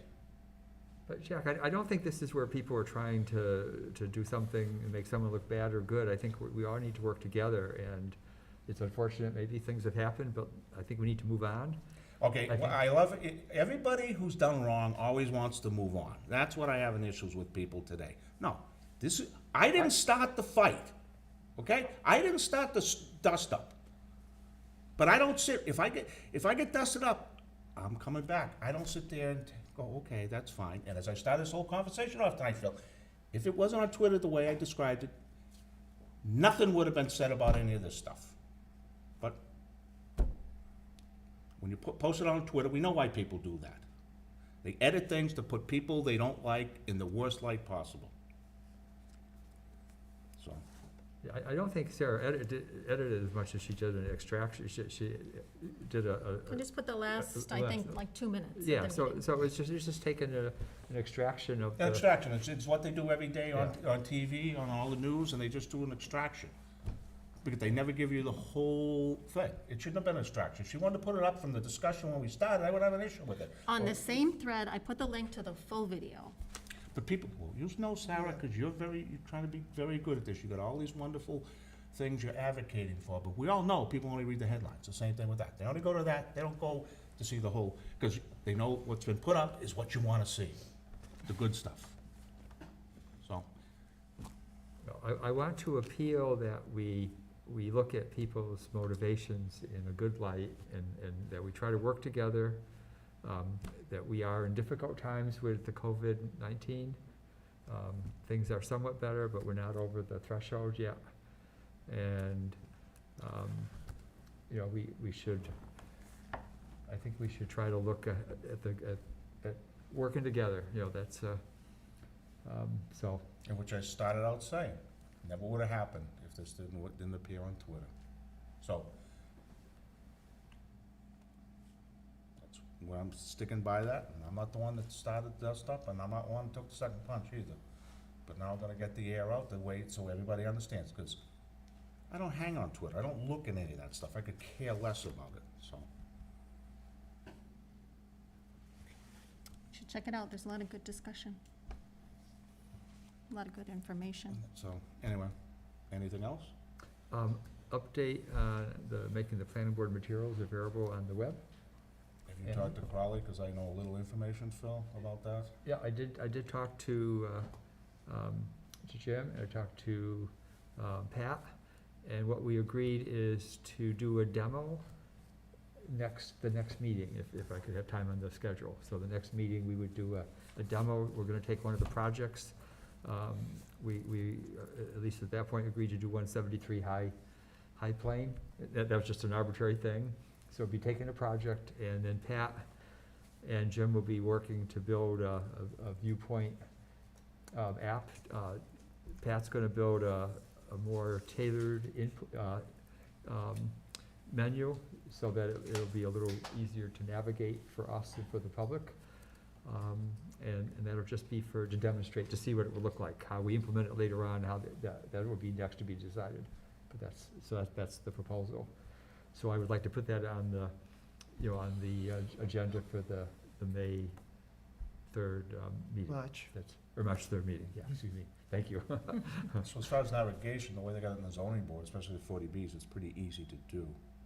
So I assume it's very close to that. Yes, it's very close to that, because it's actually, that's what Pat's it been was on already that doing. And that's very recently. similar to what Westwood does, which is the model that, Yeah, and just so you understand, Phil, is we have mass laws, we have zoning bylaws and everything that you still have to do paper. yeah, it won't change any of that. Okay, I just want you to understand, and that the problem, you can't rely on people to act on it, and what's happened is, the procedure is you go to Dennis first for the assessors, right, Kate? Then you gotta go down to the building inspector for them to sign off. They look at the application, then you gotta bring it to the town clerk, so it's incumbent upon the person. What they tried to do with the zoning board, they had a couple apps that they opened the hearing, that was no Jim Crowley's signature. So they had to get it done, because they were sent it to them, it just sat there.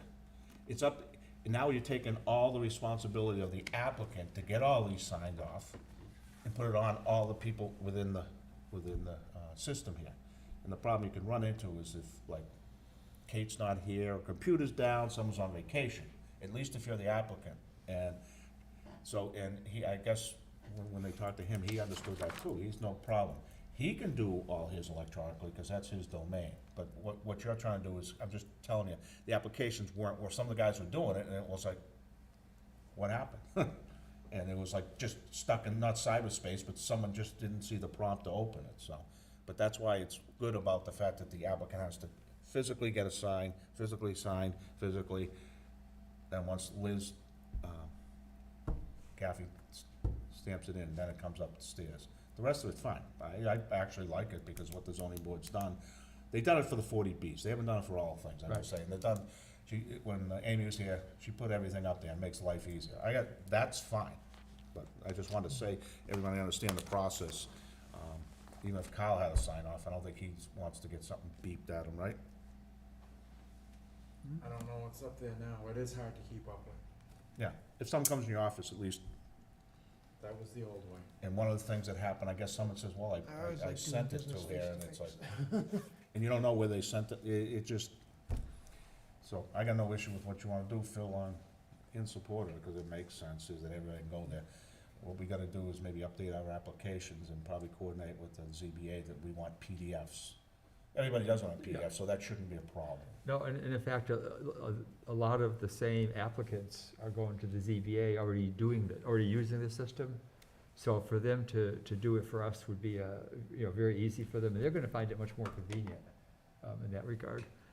And if people submit something only in paper, then, and again, we're just doing this demo, but for example, Pat, or now his new colleague Steve, could actually be the one, or Kate, to actually create a PDF and put it up there, so within the staffing, because we're not talking about doing everything for the Well, planning board. But anything they submit, they should do the PDFs.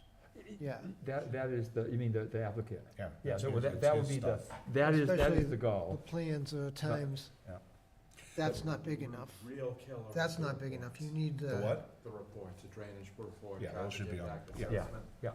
The things that we never, Decent sized set of plans, we can scan a couple of sheets. Yeah. but, No, we bigger shouldn't be plans. doing all, they should be presenting it to you. yeah, this would just be for the demo, just to make. just to No, get- no, what you yeah. wanna do for there. And the other problem you have is there's some departments in the town that don't like computer, they want paper. I want paper to review. No, you can print it out. I like the PDFs. I know, there's a fire department like paper, Kate? Yeah, see, we got a few of them that aren't gonna go on the computer. So, but they still, that's why we get all the copies anyway. That won't change, so the process, however that works, and that may change over time within town hall. We're not really meddling with that, we're just gonna get all the materials and get them online, and where possible, we're gonna have, the applicants will be able to do that directly themselves. I think to Jack's point, though, we should have like clear guidelines, like if there's a problem with submission, you have to submit in person, or, procedures on Yeah. cutoff and things that still have to be done in paper, and make sure that we can still do that. Yeah, and the paper's Yeah, still so- gotta be the official, because if guys send, like 14 days, you could send it right now in about an hour and 15 minutes, say I made it on a PDF, right? And Right. really, Yeah, yeah. so we're not changing the requirements of having to Okay. submit things in paper, get them stamped. And as far as the other processes, that takes working within the town departments. And, we wanna make sure that it works for us, but also still has to work for other town departments. And but the purpose of this is to show a demo to the board, so that we will get a sense of what it could look like. And then the next step would be to see how do we implement it on a more going forward basis. Question is, if you're talking to Jim Crowley Jim on Crowley. this, is there Carl or Kate, if you can answer it, is once the plan's approved and they get approvals, is there something that you can go on and you'll see conservation planning, zoning? Is there something they file like that or not? You mean all the? All in one spot? For a project? Yeah. Yes, that would be, that's what Pat's gonna put together in this manual. And when And- it's approved, who puts that together? It's gonna, well, Like to have all the approvals Approval, at yeah. at a quick glance? Yeah, like if you want to see that something was approved 2 years ago, Yeah. 101 Yeah. Lincoln, there it is. yeah, so he will, basically, it'll be a manual with all the projects that are before the planning board. No, I understand And the project current- before us, and Yeah. this has nothing to do with us. Yeah, It's once okay. we approve it, is there gonna be a big cyberspace where you go there, like 173, it's approved, and you can go and see our decision, conservations, the Yeah. plans and all that? That would be That's a nice. town-wide, that's a bigger thing. Yeah, That so is- that would be nice to have. Within the viewpoint system, I can go and look up and set if I wanna look and see if there was a building permit filed or something like that on a certain lot, even if it's gone, even if it was Okay. issued and it's, I can find that. But remember something, I'm looking with a login and whatnot, that's not I don't know if that's available to outside. No, I don't believe it is. I got that at work. We got Viewpoint. What I'm saying is you have something, you just go and click on, and it says any town person or anybody from outside could click on and read what happened. Yeah. I think I've looked at some, building permits, electrical the- permits, and The I don't have a permanent system is login. there. Oh, It's- so Yeah. it's a- you can get at it from the Yeah. outside then? Okay, I don't so know I'm to next what week. extent. What we don't have, Probably Kyle, you have is, more, like our but- decisions are not online. The zoning board's not online. Yeah. You don't have the whole thing. Yeah. From the start of the plans approved, the decisions approved, the building permit issued, I've seen signed only off. like from building department. Yeah, because that's really the Okay, one that's there's no using it. reason why you couldn't. I Yeah. haven't followed, No, but I the only don't- ones, if we do comments, if I do comments to the Board of Appeals, we will provide them. Generally, I'll upload them myself and then comment on it, said, okay, comments are uploaded, and then it disappears from my inbox. Well, I guess what I'm saying is, once you put all these together and all done, forget what you guys do every day, this slides over into a public access for everything that went on with That that. I'm not sure. It wouldn't be that hard to do. I wouldn't think so. Yeah. It more would become a filtering issue, that there might be Yeah. so Right, much yeah. stuff you put in, an address, you're Like, you gonna only get. wanna see the You're gonna approvals, get- not the Well, whole. Yeah. And So- you've heard it before, one of the issues, we get notifications on email when something's uploaded, this and that. In some weeks, you get about 7,500 emails a week out of the viewpoint system, and it's like, Yeah, you some know, of I them mean, are so mistakes. it's, I guess Someone it's a hit it great twice. idea, but you get sick of seeing your Yeah. inbox. So that's why I wanna be careful, because we won't be able to solve that, that's gonna take the town departments, somebody leading that at the town level, town employee level, but That's a wish list, though. the goal right now is to It's get the- not a bad system. I yeah. had worked with another one before I got here, and I found this one pretty easy to use. And so what, this menu that we're gonna provide, and again, Pat's gonna be building it for now, will be project-based. It'll be zoning, it'll be planning board-based, all the projects before us, and we don't get that many. And it'll show the status, and then all of the documents that are connected to that project you'll be able to look at. There'll be a list of them, you'll be able to drill down, actually open them up, download them. So that will at least give us all the projects that are before the planning board. Now, he's doing a similar thing right now for the ZBA. And that would be the next step, maybe, to have those be more connected. And it doesn't mean they won't be, it's because all the documents are in the same place. It's all in open view. So that would include like all the comments back from the different boards and any letters submitted by the public? Yes, and that's the goal, to put all those things, but probably be a little more selective, because there may be a lot of internal emails go between, the different town officials that we don't care about. But, No, I don't know that the email should. not emails, but Unless it's something communications. that's directly pertinent to what's going on. Yeah, so You don't need to say, hey, we're gonna meet at 10. Exactly, those are things we don't wanna see, No, yeah. basically, So everything that's comes the- in the folder. That's the We don't do filtering. anything bad on email. Yeah, that's the filtering though, is not to, so, By phone. yeah. All right.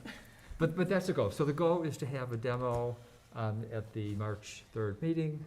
It'll be one project, it'll give, you, the members of the board, a chance to see how this could work and the value of it. So you're gonna have like a laptop and we're gonna look at the Yeah, screen? they'll probably bring Okay, the good. engineering, the big screen from the engineering department. Okay. Or for the inspection department, is what Jim suggested. Use what? Or we could use that, well, he said we could actually bring in a big, the video screen, touch screen that they have, and can bring it right up to the, so it'll be closer Well, than the. they could project it from that, can't they? We'll see, but that's what he said, that's what he suggested doing. I got a Yeah. suggestion, rather than It's- making Jim Crowley do a road show. Yeah. We could do this and go down to his office just for demonstration at 6:30 and post it for being there for demonstration. No, that would work. That way, he doesn't have to bring it all out. It doesn't have to be in And a I- whole meeting. That's a good They- idea. They're just showing us what's up. And let me work Check with that, him yeah. and with Pat to see who's gonna do what, because I'm not That's a good 100% Yeah, sure. so we don't Get have the to, yeah, times like I said, down. by the time he sets up and Yeah. everything else, Yeah. it's If people are quarter good coming in Yeah. at 6:30, that would, Yeah. yeah. We'll just post it as a Yeah. workshap Yeah, at Yeah. 6:30. There's someone, if they Yeah. wanna come down, Yeah. wherever Jim's got room in his, however he does it in his office. yeah.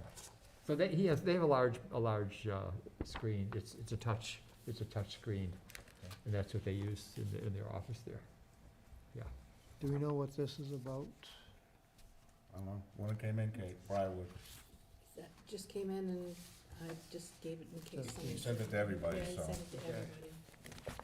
So it's just comments from the family or whatever, Okay, and- people? That's about, is that, oh, You should have a copy of it. oh, I think have a you- copy Oh, of it.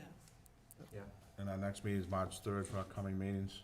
Yeah, I won't be in Yeah. attendance for that meeting, Mr. Chair. Okay. All right, so, all right, Make a motion to adjourn? yeah, before I go, Sarah, Yes, sir. it stops tonight, we're good from here on out, all right? That'd be great, yes, That's what I wanna do. that would be great, thank Thank you. Okay, you made the motion, I'll second it. All those in favor? Aye. Opposed, abstained. We getting